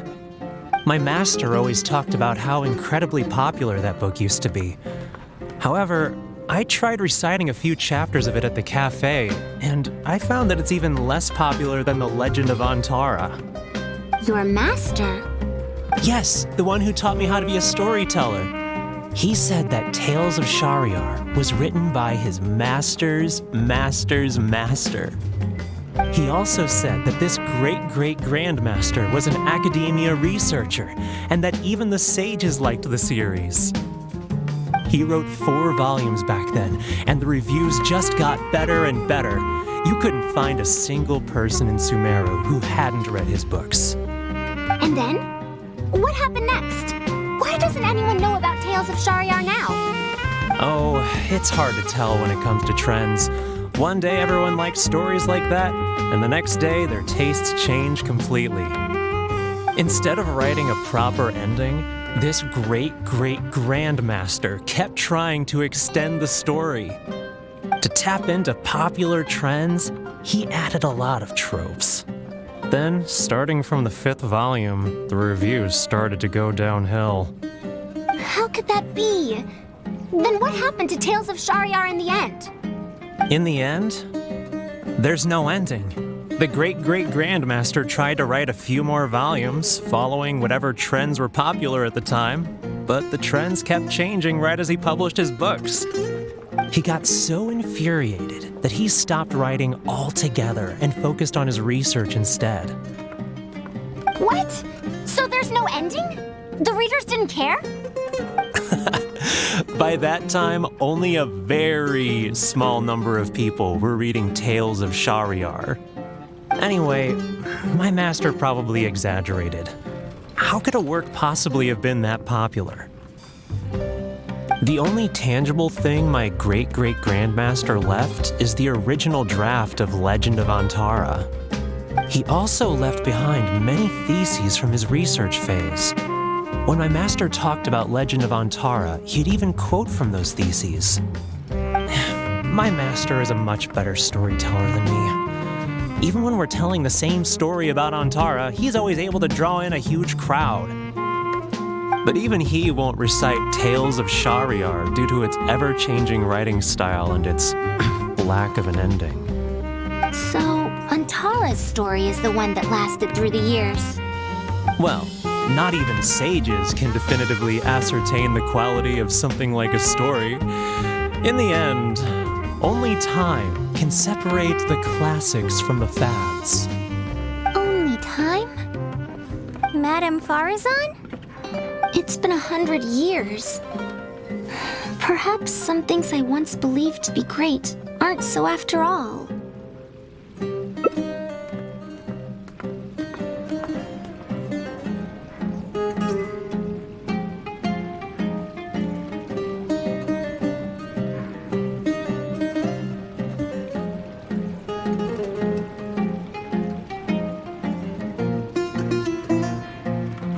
Yeah! Master helped me find a lot of famous books at first, but in the end, I realized that I couldn't get into them. No matter how good those stories are, I can't improve my skills if I can't bring myself to read them in the first place. I think the best books for me are the ones I like. Huh. Indeed. That is true. Readers' interest in trends of a time are not things that are so easily predicted. What was popular 100 years ago could be completely forgotten in modern times, and yet 100 years as far as history is concerned is but a blink of an eye. If Tales of Shahryar hadn't chased after trends and instead stuck to its original style from start to finish, it might have stood some chance of gaining renewed popularity. No, even if that didn't happen, at least it would be a work that was true to itself. Huh? Our conversation just got a lot more serious. I don't really get what you're talking about, but it does sound sensible. Looks like I also have to hang in there and tell Antara's story well. How unseemly. I almost got carried away because of a single book. Well then, we should get back to the matter of our teaching material. It looks like we can't use Tales of Shahryar now.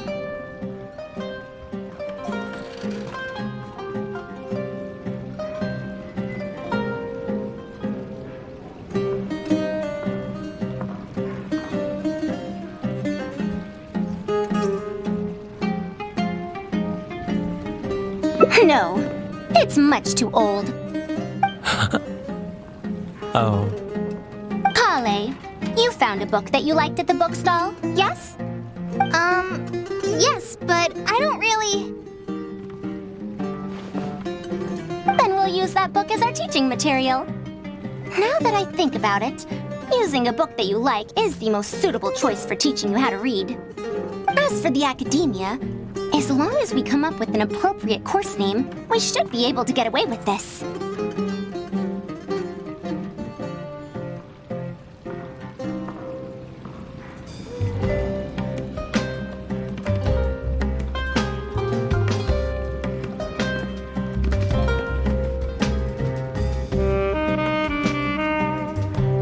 My, it sounds like you've dealt with the academia before. Let's go with that. Now then, let's return to the book vendor in a bit and buy the latest volume of this Onibudo for Kale. But if I wish to use it as teaching material, I have to read it first. Huh?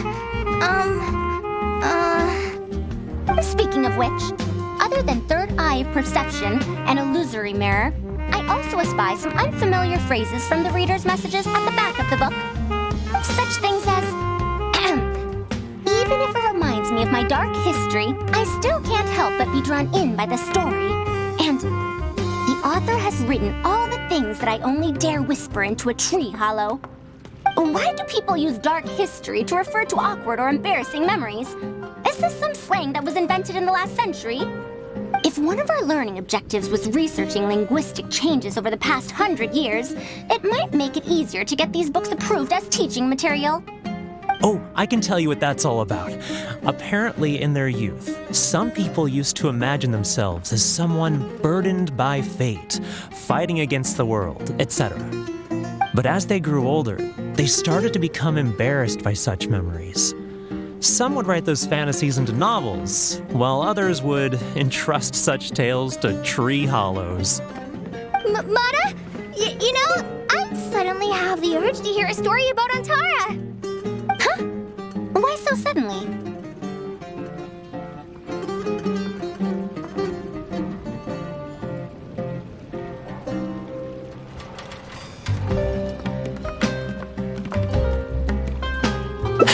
I knew it. There will always be people who love the golden oldies. Now, let me tell you all about the ancient hero, Antara.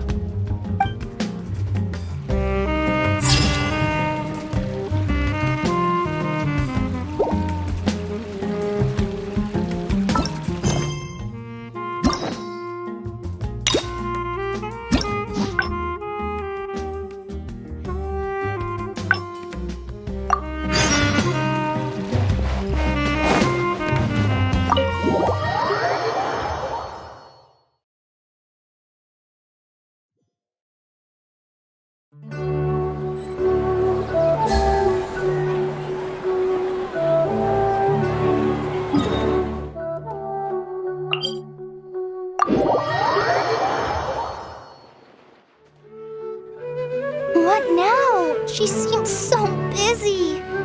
Master said there's no rush, but I know that he's been busy working on something at Pardees DI, so he hasn't returned to Gandharvaville for several days now. I feel for Madame Faruzan, but I still want to ask her to come with us. But if I get her in trouble with the academia, then she won't have the time to help Master. What should I do? Oh, this is such a headache.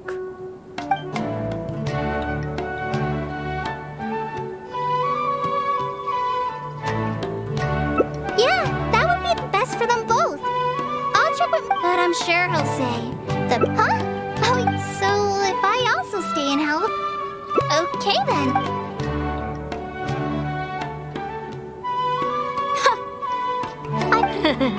We're back, Madame Faruzan.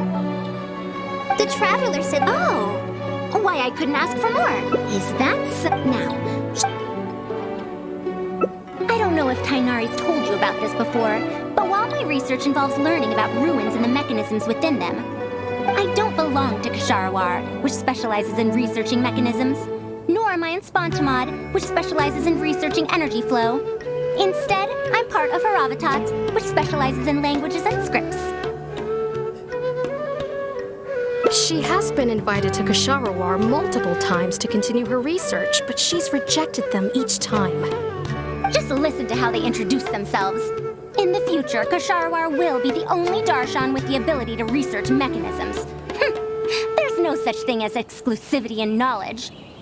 Besides, the current Kasharawar is more concerned about how mechanisms can be used in everyday life, while my research involves textual analysis of ruins. If they're trying to use the collaborative project as an excuse to have me reconsider again... No, that's not it. The request this time is from Akara Crafts. The representative of Kasharawar recommended you to them, Madame Faruzan. In truth, she told me that it's because she respects you a lot. Oh, respect? Oh, my. Putting aside my ideological differences with Kasharawar, I suppose I must acknowledge this attitude of theirs. At the very least, they're bounds above those decrepit Haravatat fools. Yeah, Akara Crafts is a pretty nice shop. Well, since both of you feel as such, I shall first hear this proposal. In summary, Akara Crafts wants to design a series of early learning toys that will cultivate curiosity and learning in children. Early learning toys. Interesting. The academia agreed to work with them because they hope that these toys can help children become excellent researchers in the future. True. The current academia is in need of some new blood. If the children start learning now, perhaps I can find some talented students in a few years. Madame Faruzan, you still haven't found any students? Anise, Kasharawar's representative, should be staying in the inn at Port Ormos. If you want more details, you can find her there. Port Ormos? Now there's a place I haven't been to in a long time. I wonder how much it's changed. I probably can't join you since Port Ormos is a little far from here. I should probably go back and report to Master, and then review today's homework. No worries. Go do your homework, Kale. Once I'm done with everything here, I'll head over to Pardistii.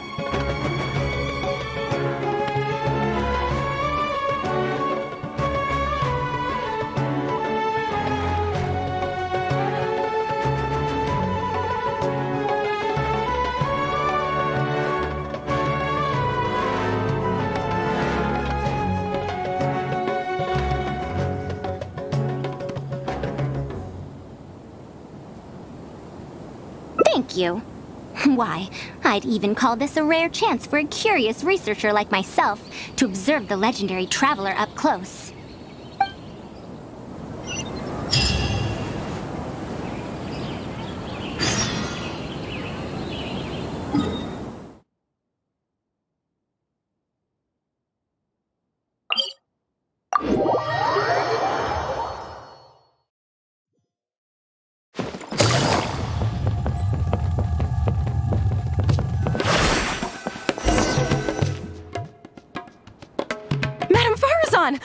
Oh, it's really you.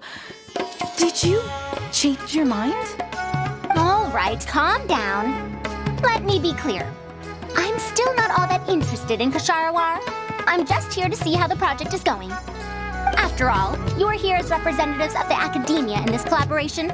The reputation of all research is at stake here, so I will not simply stand by should mistakes get made. Either way, it's good that you were willing to come. Now, we've given Akara Crafts many ideas over the past couple of days. However, their owner thinks that our designs are too complicated, which will drive production costs too far up. That's expected. Students who have never had to deal with budgetary constraints probably don't understand how important it is to keep costs low. How enviable.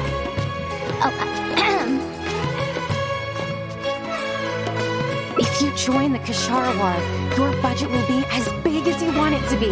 I guarantee it. That's enough. I will not repeat myself. Take me to Akara Crafts owner first, if you please. All right. He's usually at the slope up ahead recruiting volunteers to test out his toys. Let's just head over.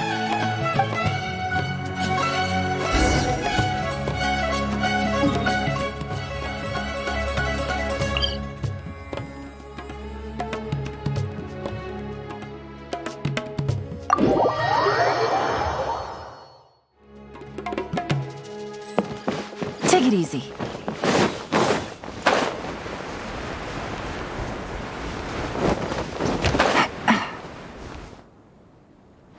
Mamdu, the one I recommended is here. Oh, so you're, Madam Faruzan? Yes, that's me. Oh, wonderful. We haven't been able to make any progress on our collaboration recently. We've made many suggestions, but Miss Anis thought that those ideas were too simple and wouldn't be effective in training the mind. These early learning toys are meant to help the academia train future researchers, after all. If they're too simple, then how are they any different from regular toys? But if they're too complicated, not only will they be expensive to produce considering our production capabilities, but they won't have much broad appeal to Sumeru's children either. So the design can't be too complicated, but it can't be too easy to play with either. I remember that in your notes, many contraptions have managed to fulfill complex functions despite using simple parts. Maybe we can do something similar with these early learning toys. The contraptions in my notes? I didn't create those. I simply took the contraptions in the ruins apart and analyzed them. But now that you mention it, the ruins did have things like that. Do you have a pen, paper, and scissors? I'll make a paper prototype. You have an idea already? I suppose I should have expected as much of a respected academia senior researcher.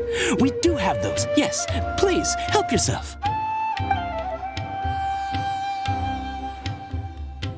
Oh, you're done already? Let me explain. These 3 thick lines represent 3 poles. These paper strips of varying lengths represent rings of different sizes. They can be slotted onto the poles and stacked up like a tower.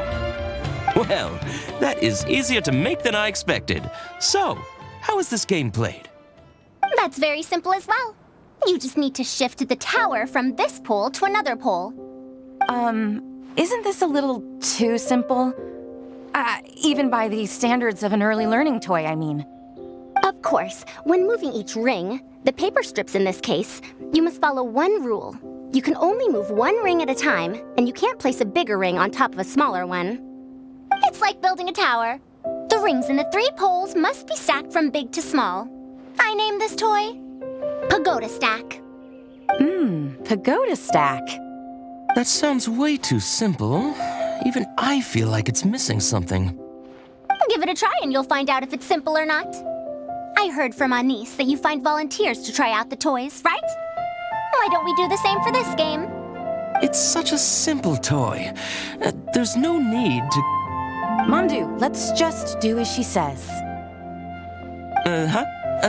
Okay, then.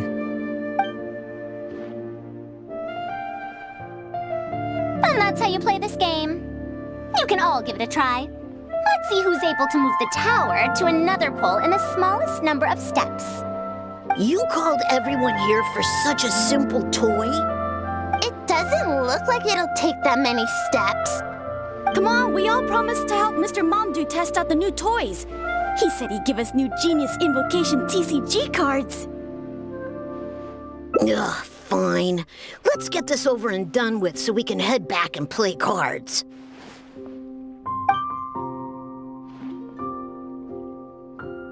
Done! It took me 19 steps. Huh? It took me over... I only needed 8. Not bad. Looks like you're all familiar with the rules now. Then let's increase the difficulty. The next tower will be 5 layers tall. Wait, there's more? Well, since we're already here, what... An extra layer shouldn't make it that much harder, right?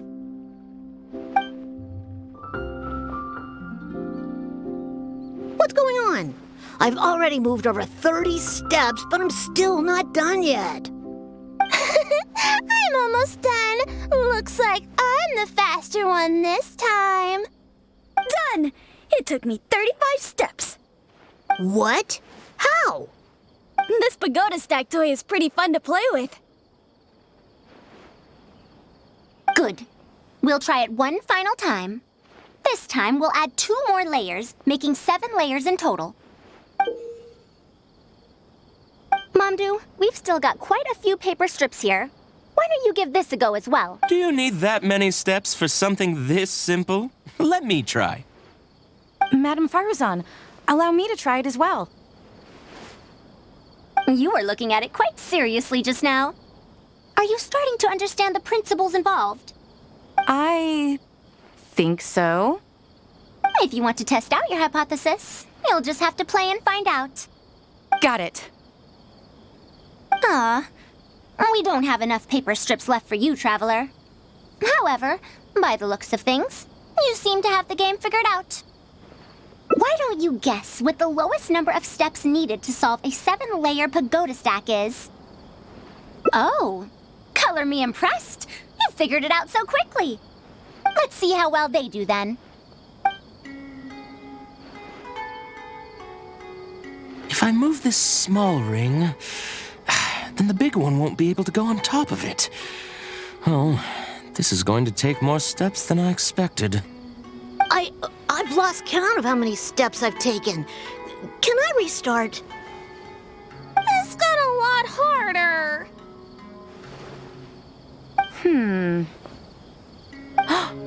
I solved it! Madam Faruzan, it takes 127 steps in total. That many? But there are only 7 layers. For every extra layer in the pagoda stack, the move order you need to consider becomes much more complex, and the number of steps required will at least double. More accurately, it will require double the steps, plus 1 each time. You did well. You didn't underestimate the principles behind it just because it's an early learning toy. The complexity of any given contraption isn't determined by the number of parts it has. The way the parts interact and the rules behind how it operates are important too. Oh, I see. No wonder you emphasized in your notes that no contraption should ever be underestimated. I see. So even a simple toy can become complex with the right set of rules. That's right. The rules used for Pagoda Stack are the simplest kind when it comes to ancient contraption-making techniques. I could spend some time picking out all those machines that do something similar and write you a reference book. Once that happens, you can give the volunteers the reference book and paper prototypes and find out which toy is the most popular. Do you have any other toys? Yeah! When can we play with them? In about 2 days or so, I think. Anise, if you're free, can you help me with the illustrations for the reference book? Of course. I'd be honored. 2 days should be enough for us to find more volunteers. Then we can organize a huge conference here, at which we can announce which toy we'll be making. You'd be most welcome. We need more people to get a healthy range of opinions. The more, the merrier. Thank you for coming here with me today. I'll walk back with you.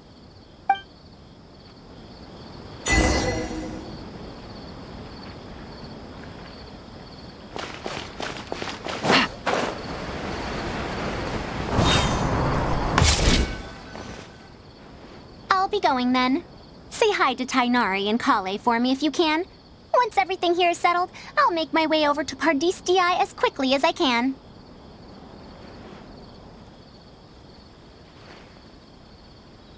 You want to ask why I'm unwilling to join them, yes?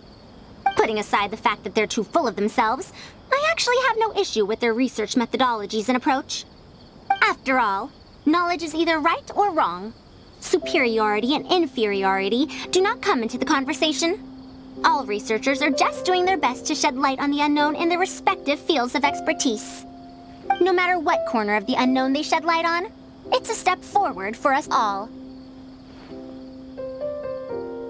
Because I believe wholeheartedly in that principle. Even if the others call my research useless, as long as the knowledge I gain from it is accurate, it could become useful in the future. In the end, useful and useless are concepts that shouldn't be used to evaluate knowledge. When I first started deciphering ancient documents, I didn't think about how it'd be useful to Kasharawar. That's why there's no need for me to join them to do useful research. I'd rather stay in Haravatat. It's much more convenient for me to access the materials I need for my research here. Still, The funding that Kasharawar has offered me is so hard to get in Haravatat. Perhaps if this collaborative project goes smoothly, I can even ignore Haravatat and ask for a higher budget directly from the academia.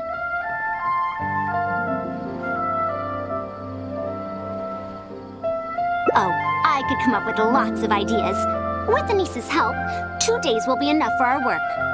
However, I'm still undecided as to the style of the reference book's text and illustrations. You're right. Explanations are a core part of early developments, too. By using detailed and accurate illustrations, we can impart knowledge more effectively. It would also make it easier for me to recruit students. Thank you. I'll take your opinion into account. See you in 2 days.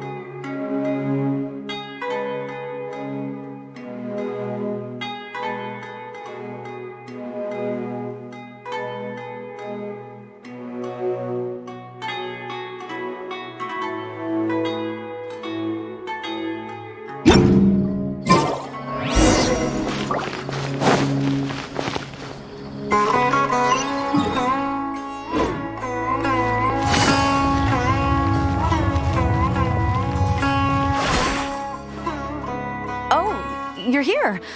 We're just starting to set up the venue. We've called up everyone we possibly could have. This is going to be quite the event.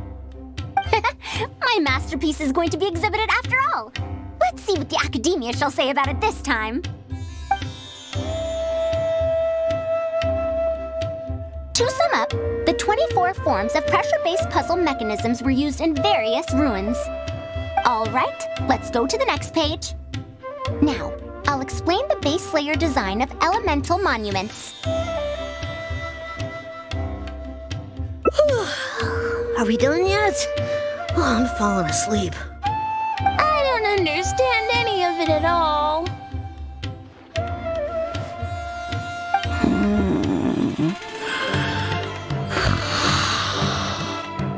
Are these really toys? They sound a bit too dangerous to buy for children. Oh. Well, we've prepared paper prototypes for everyone. If you're interested in the mechanisms Madame Faruzan's talked about, you're more than welcome to try them out. Oh, this is no fun. Can I try another toy? I want to go home and play Genius Invocation TCG.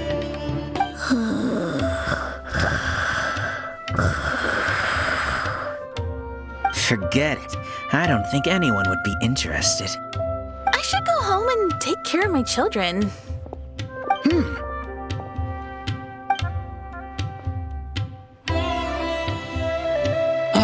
How did this happen? Forget about getting opinions from others. No one even wanted to stay and try them out. I'm sorry. I think we miscalculated.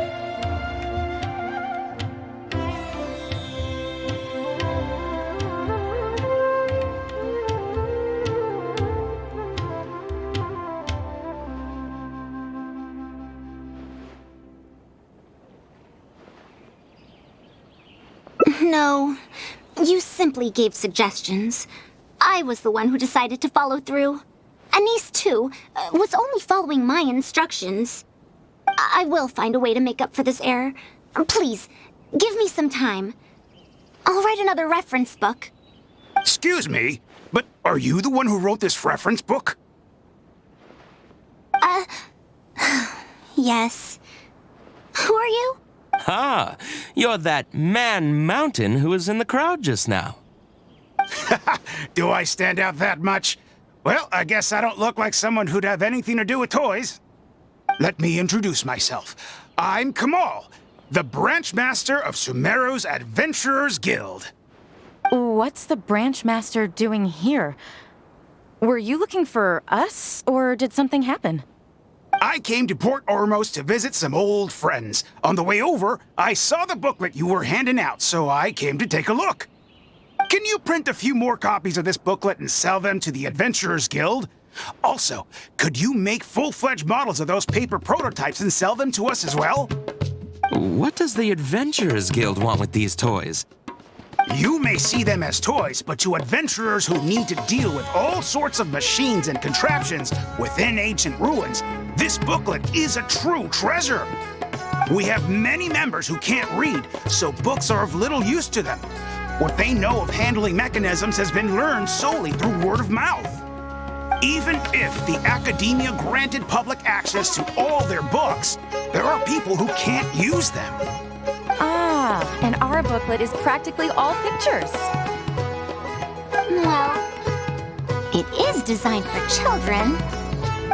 It might be a bit too difficult for children, but it's perfect for adventurers. Also, those paper strips, you called them paper prototypes? If you can make wooden versions for demonstration purposes, even the most illiterate person would be able to follow along and understand. If we can supply a model set for each branch, and if each adventurer carries a booklet with them, then ruin exploration will become much safer. You really think so? I mean, yes, I always knew it. Knowledge will always be needed, one way or another. Making models of contraptions for the Adventurers Guild? To be honest, that sounds like a good avenue to explore to me. We'll probably have to send in a separate application, but it shouldn't be an issue. After all, this concerns safety during the exploration of ruins. It's a problem that the academia is actually trying to address as well. Then let's cut to the chase and discuss the details of our first order. The amount we're offering to pay in advance is this much.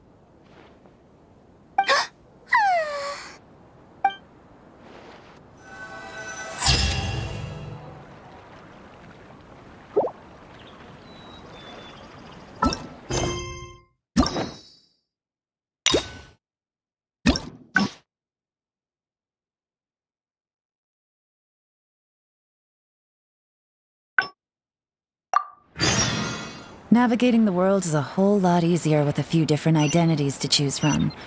Need me to come up with some for you?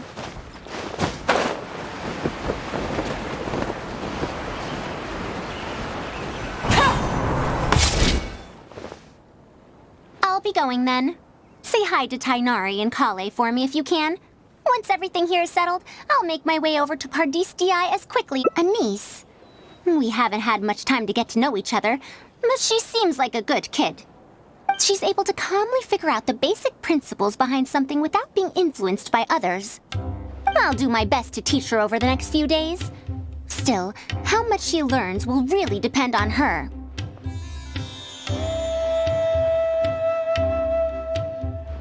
Well, her interest lies in the application of mechanisms. I do have some old knowledge to share, but if we think about the future, it's easier for her to learn the things she's interested in if she stays in Kasharawar.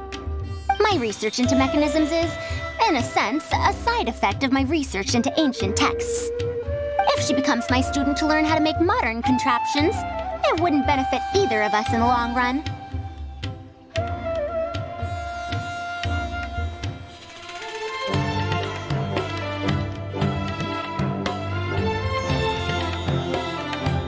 However, if she develops an interest in deciphering ancient texts over these next 2 days, that would change things. If I successfully poach a student, those young punks at Haravatat will have one less reason to cut my budget.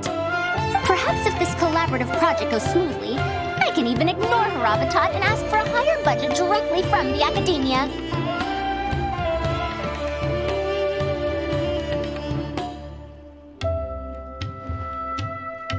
Oh, I could come up with lots of ideas. With Anis's help, 2 days will be enough for our work.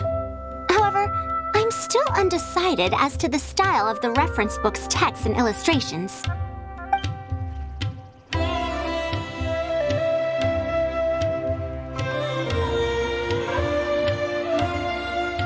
You're right. If no one understands the reference book, it doesn't matter how detailed it is. It's better to make it simpler and fun so that children will be interested in the subject. It'll also make it easier for me to recruit students in the long run. Thank you. I'll take your opinion into account. See you in 2 days.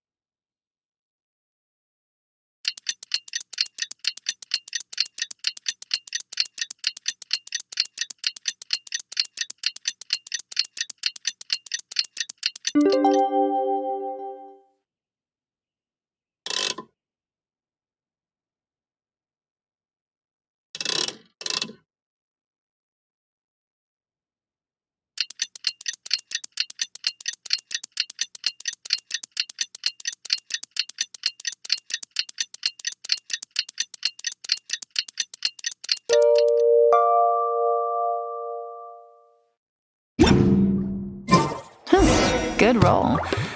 All right, maybe I'll take one more day off and knock out the rest of the work once I'm feeling up to it. Oh, you're here. We're just starting to set up the venue. We've called up everyone we possibly could have. This is going to be quite the event. My masterpiece is going to be exhibited after all. Let's see what the academia shall say about it this time.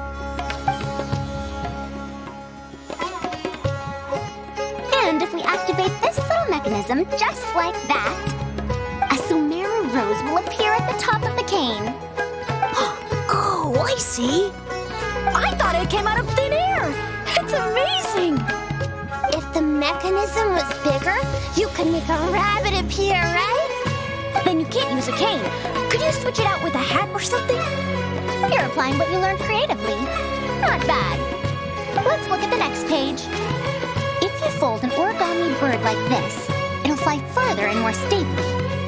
Whoa. You can make a mechanism using just a piece of paper? The principles at play are even more important than the parts that make up a mechanism. These are pretty cool. I'm tempted to try them out. I'm not that interested in toys, but if they'll be beneficial for children's development. Everyone, we have paper prototypes and craft materials that you can use to make your own toys. Come try them out. This is such a well-prepared event. I'll give it a go. But we want to play too! It's fine. We have a lot of paper prototypes and craft materials. All feedback is also welcomed.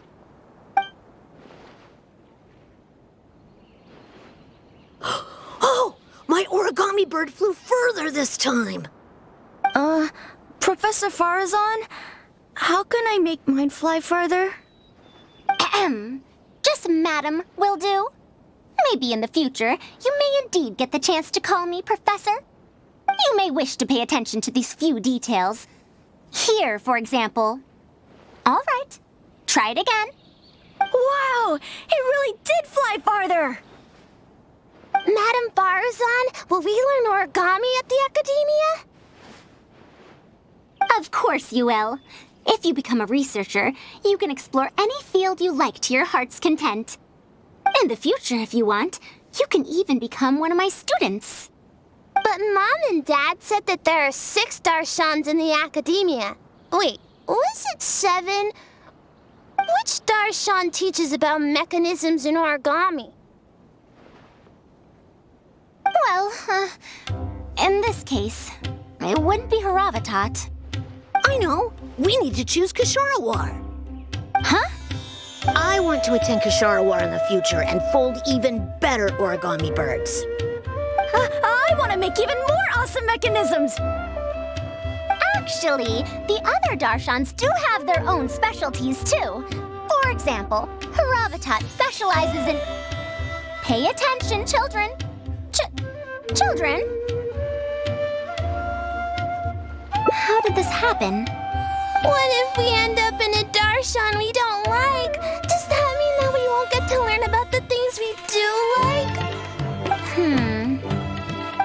No, that won't happen. Take me, for example. I'm a researcher from Haravatat, but I research mechanisms. See? The only person able to restrict your curiosity as a researcher is you. Do you understand what I'm saying? Not really. Huh. It's all right. You still have a long road ahead of you. Now, do you want to learn about some other machines? Let me tell you a story about pressure-based mechanisms and elemental monuments.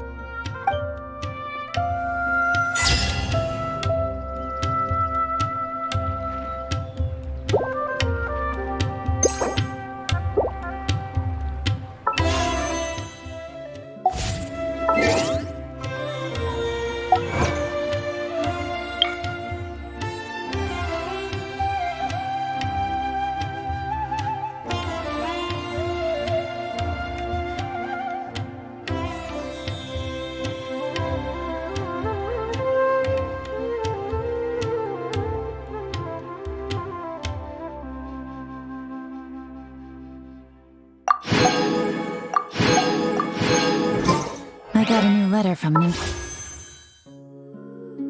informant. Looks like the situation has changed.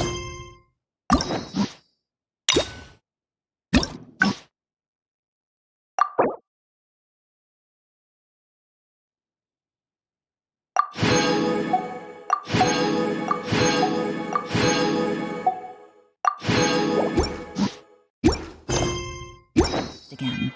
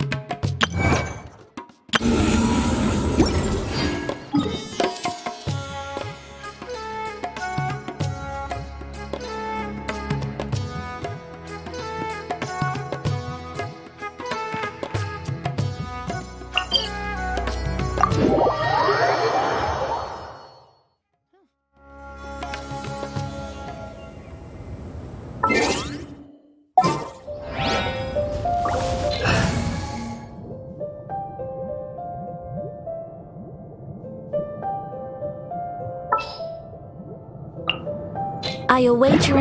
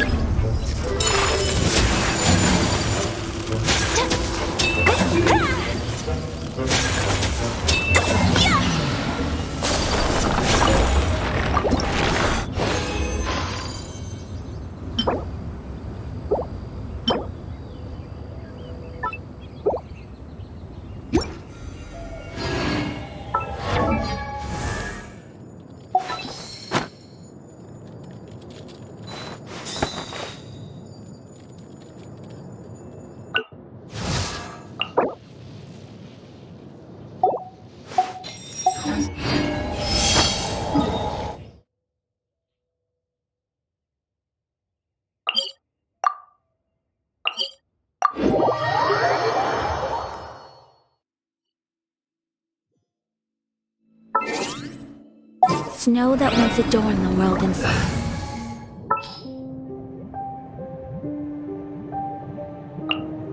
Who's our target this?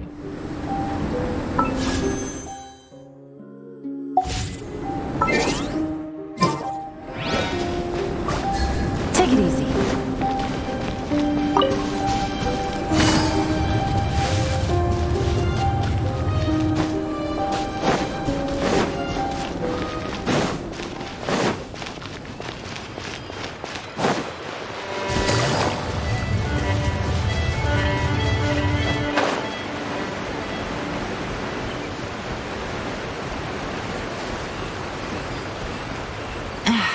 This blinding sunlight is such a pain. No way I can get a nap in this weather. Busted! Incoming! Don't be scared!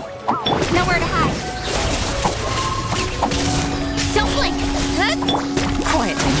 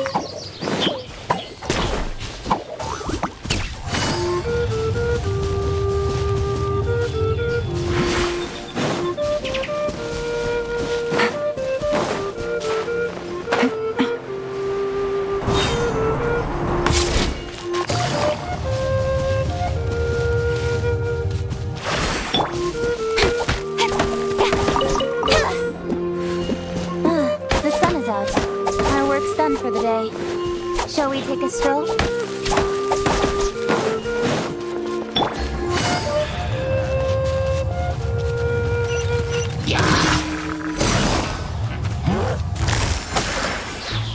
Don't be scared!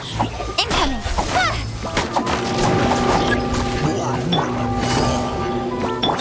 Cut to the chase!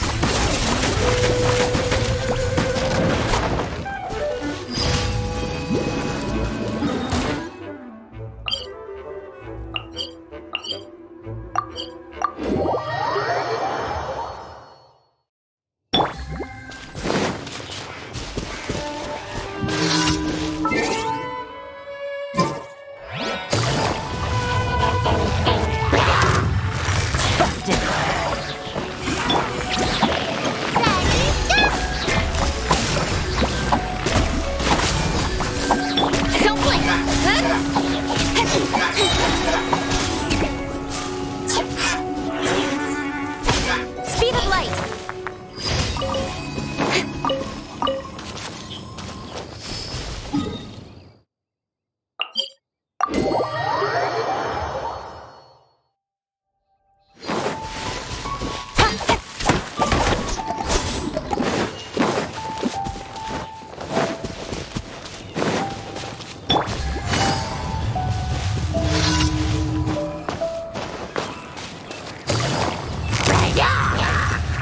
Quietly now.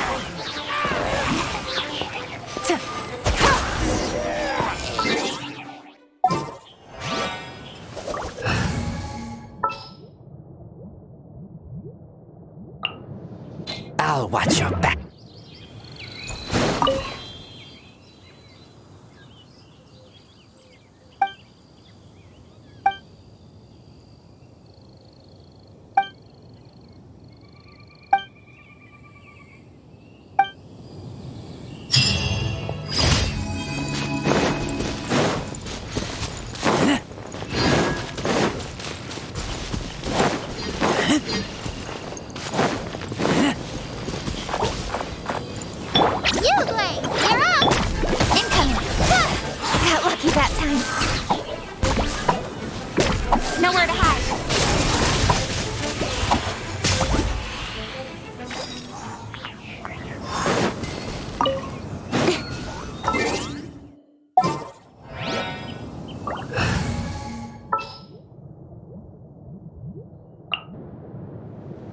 I want to help.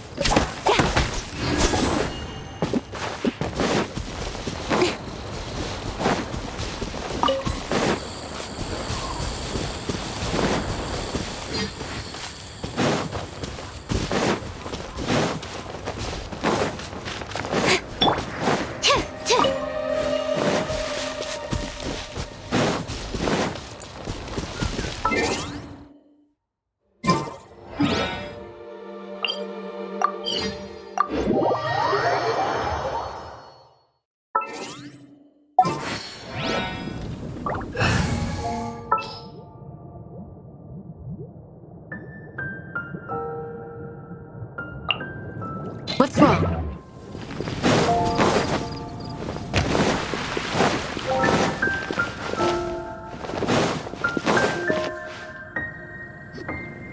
Hey there, Catherine!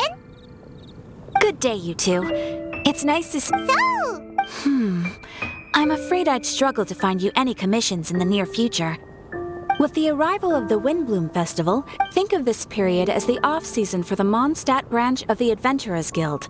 Spring is here, love is in the— Ew! You know that feeling you get when you burst out the doors after a nice nap, hoping to make it to the store before the limited edition drinks sell out, only to get there just in time to see the last 2 glasses snatched away right from under— Perhaps you two could sit— Traveler! Paimon! Thank goodness I found you.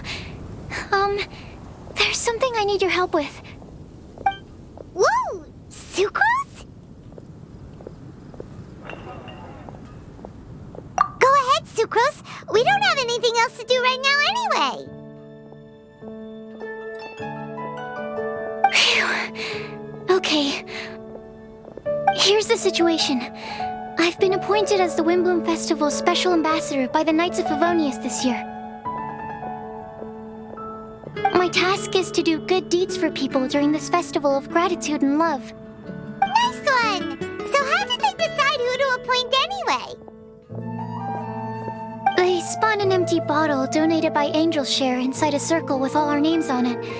Whoever's name the bottle stopped at got chosen. I think so too. But Everyone said that it was to make it fair, so everyone had an equal chance to become the special ambassador. The thing is, I'm not great at dealing with people, so I was really daunted by it at first. But I'm still glad that I got this role.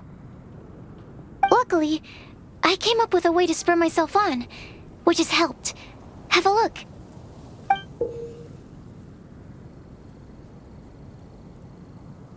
Is that a test tube? Yep, every time I do a good deed for someone, I get them to breathe into a test tube. That way, I can collect everyone's breaths of joy. Sounds fascinating. Are you gonna use them in your research? Yes. I believe these breaths of joy will serve as valuable raw materials for alchemical transmutation.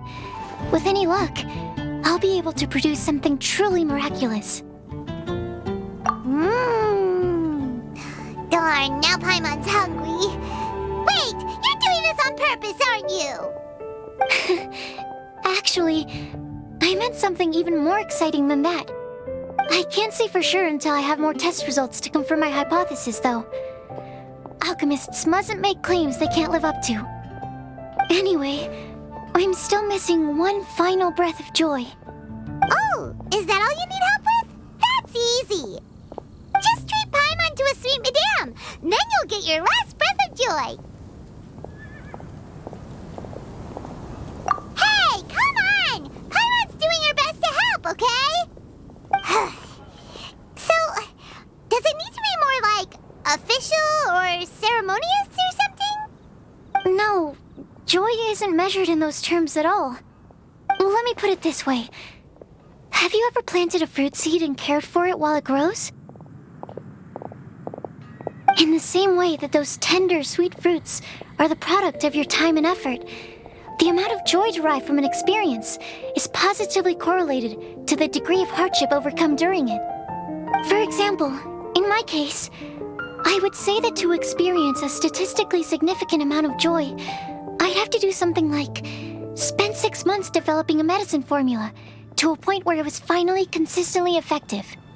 Similarly, in order to collect a significant amount of joy from other people, I have to find ways to do something sufficiently challenging on their behalf. Oh, Paimon gets it now. Long story short, you want us to help you find people for you to help.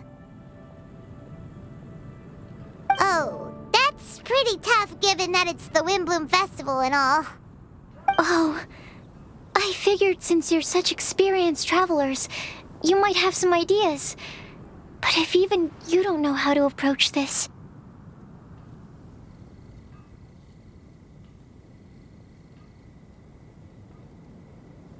Really? You have a plan?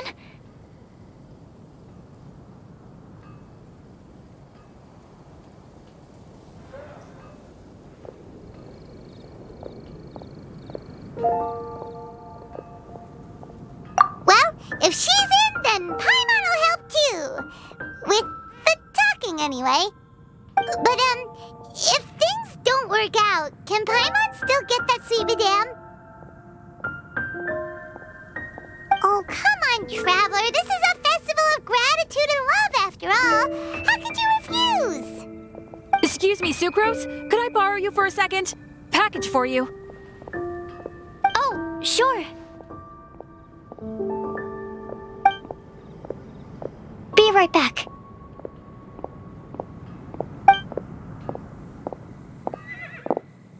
Wait!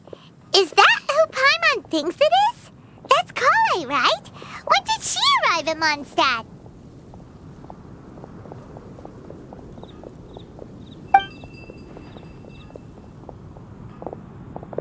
Let's go say hi!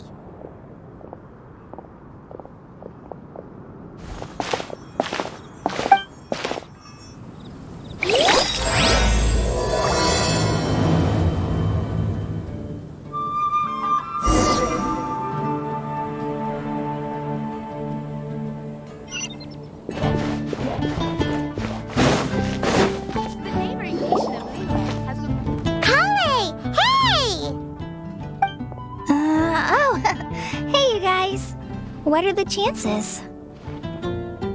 You were staring into space just now. Something the matter? No, don't worry.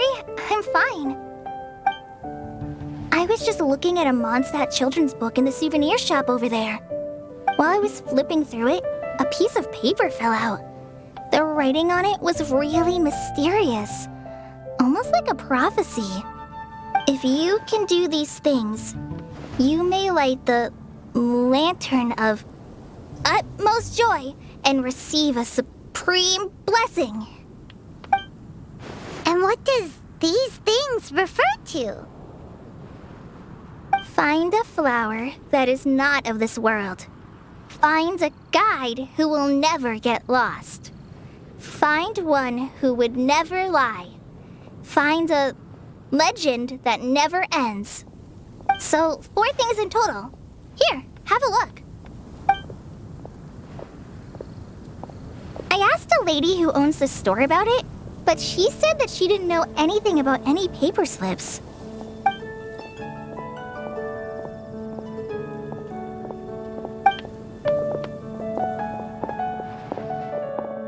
Hi there. Sorry to butt in, but what's the name of that storybook you just mentioned? Oh, it was called The Boar Princess. That is strange. I've read that book, and it sounds like that note you found has no relation to the story at all. Do you know her?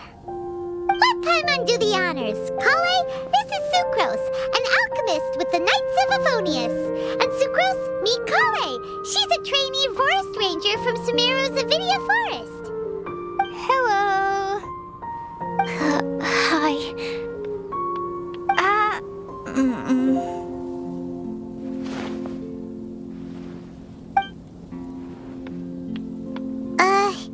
This is getting awkward fast. They're both so shy. So, Sucrose, what are your thoughts on this prophecy? Could it be real? Without having done any research, I couldn't comment definitively. But if you want my subjective opinion, I don't think that it's a nasty prank or anything. The only people who read children's books are those with a childlike wonder and imagination. Or children, of course. I'm sure that whoever put this prophecy there would understand that. Would they really do this just to spread lies and ruin someone's innocence? I can't imagine anyone being so cruel. That's a great take. I love it. Exactly! Who would want to hurt a child's feelings? Okay, so what do you think the blessing is, Sucrose? If I had to guess, maybe a fairy that can make people's wishes come true or something? I haven't read many fairy tales, so this is pure speculation, with no other information on hand or prior research to compare against. I'm afraid it might not even be worth considering. Wow! Her guesswork is really good, though. I want to pick her brain some more. But will she find it annoying if I keep asking her questions? We've only just met after all. What's the best thing to say to someone you're meeting for the first time?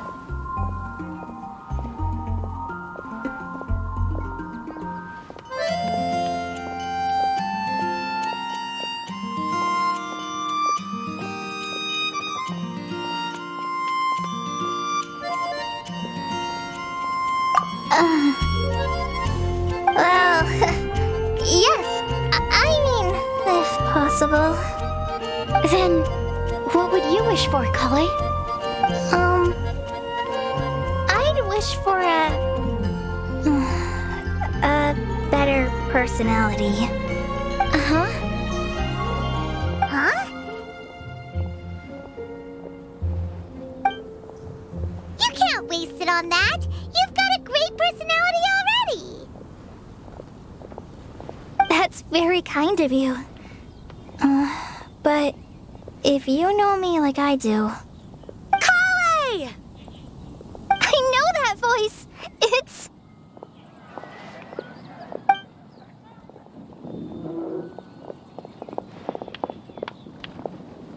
Hey! Whew. You made good time, huh? You're way earlier than I expected. I spotted your green hair way off in the distance. Good thing my eyes are sharp, or I'd have missed you. Amber! Have you been doing well? Did you finish all the pita pockets I brought you last time? You bet! They're getting yummier each time you make them. Huh? Wait, remind Paimon, have you been to Mondstadt before?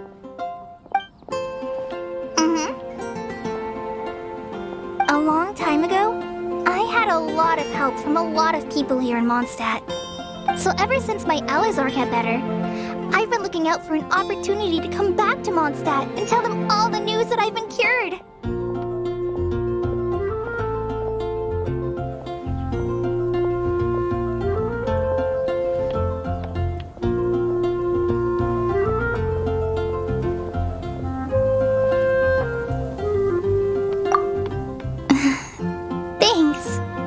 If it's okay with everyone, why don't I take Kale for a walk around town?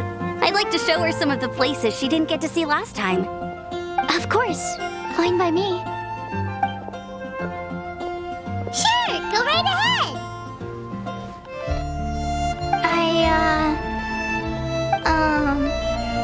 Sorry, Amber. I agreed to meet my traveling companions by the city gate in a few minutes, so I can't go with you just yet. Oh, that's all right. In that case, you guys go rest up, and I'll go see Master Jean to ask for some time off. Oh, okay. Traveler Sucrose, could you look after Kale for now? I'll come get her later and take her out. There's still a whole bunch of people I need to introduce her to. Sure, no problem.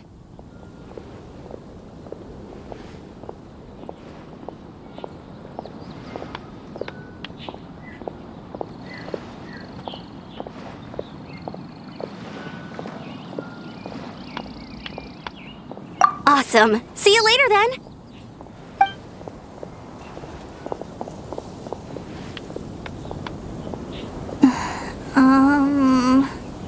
You all right there, Kale? You look kinda disappointed. I'm sorry. I'm just feeling a little shy today.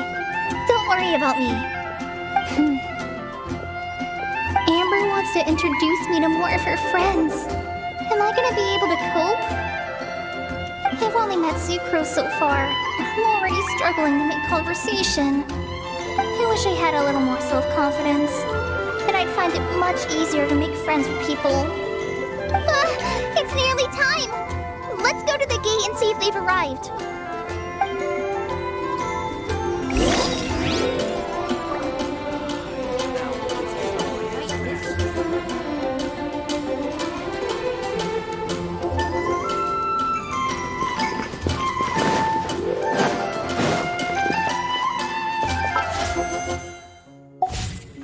Ad Astra. Thank you for coming.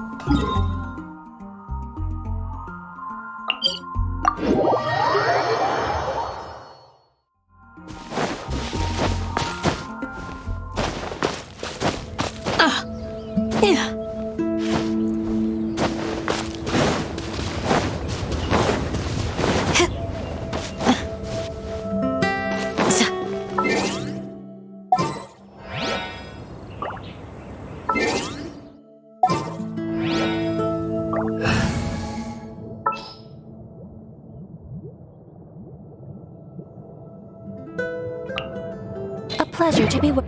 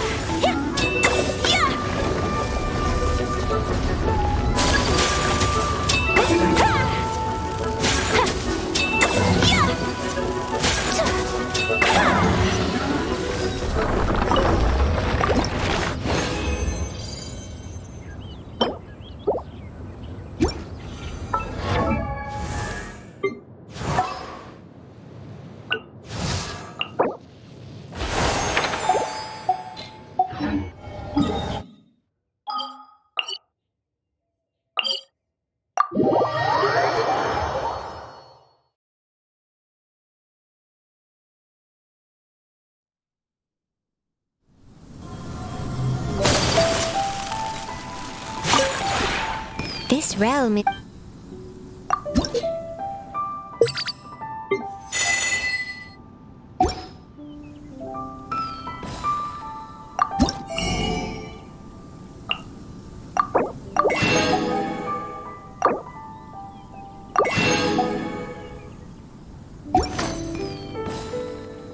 If you ever have...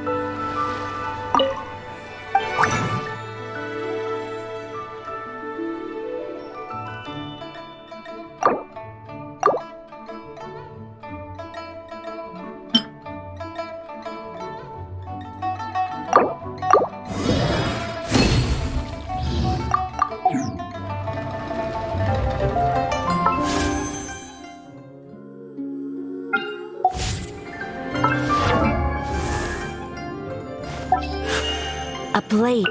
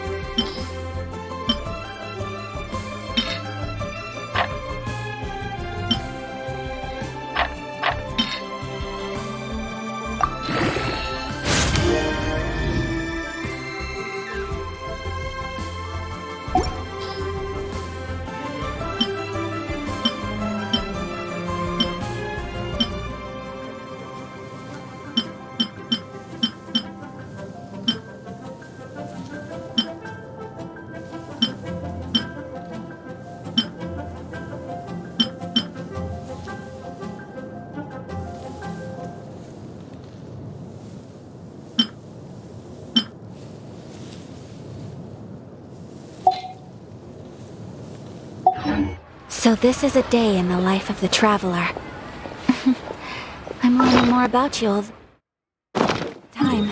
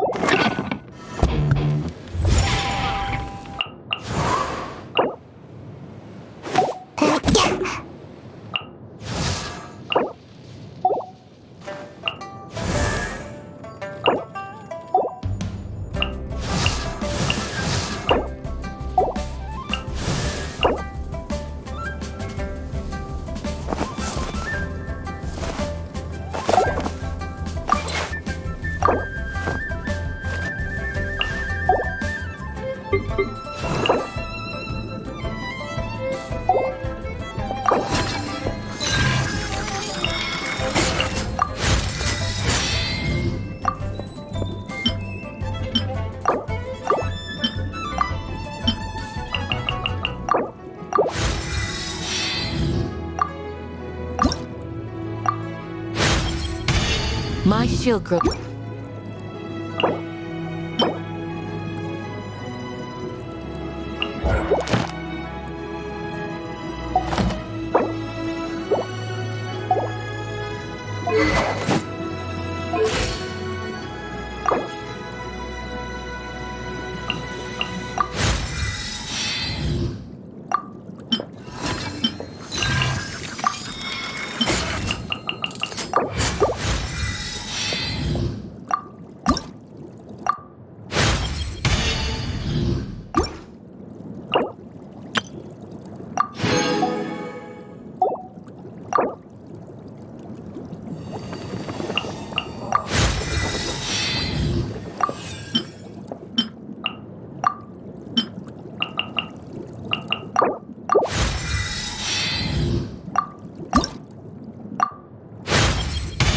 I learned.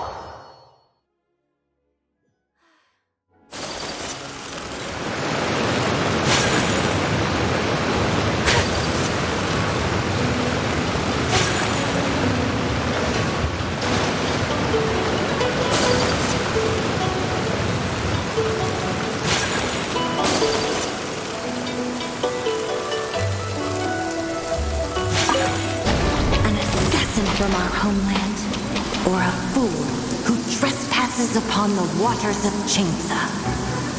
Coveting the shapes of the living, pure water can take on many forms. In this way, shall water deliver your punishment. The power of water is its ability to take any shape. Take flight!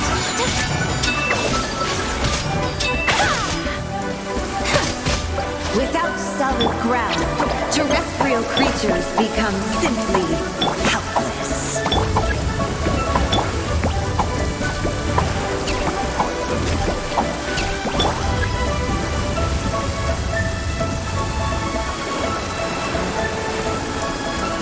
The power of water is its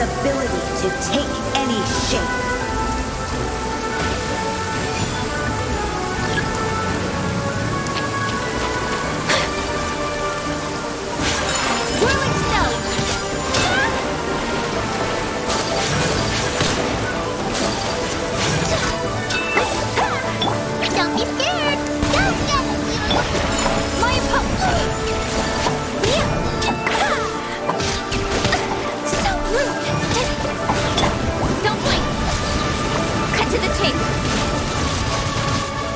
One who is ignorant of water's treasures fails also to comprehend its horrors. It's up for a swirl!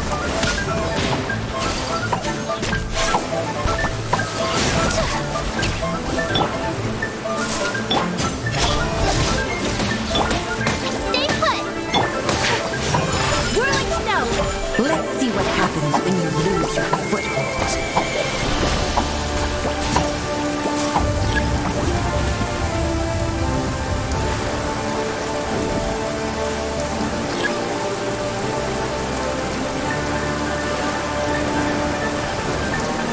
The power of water is its ability to take any shape.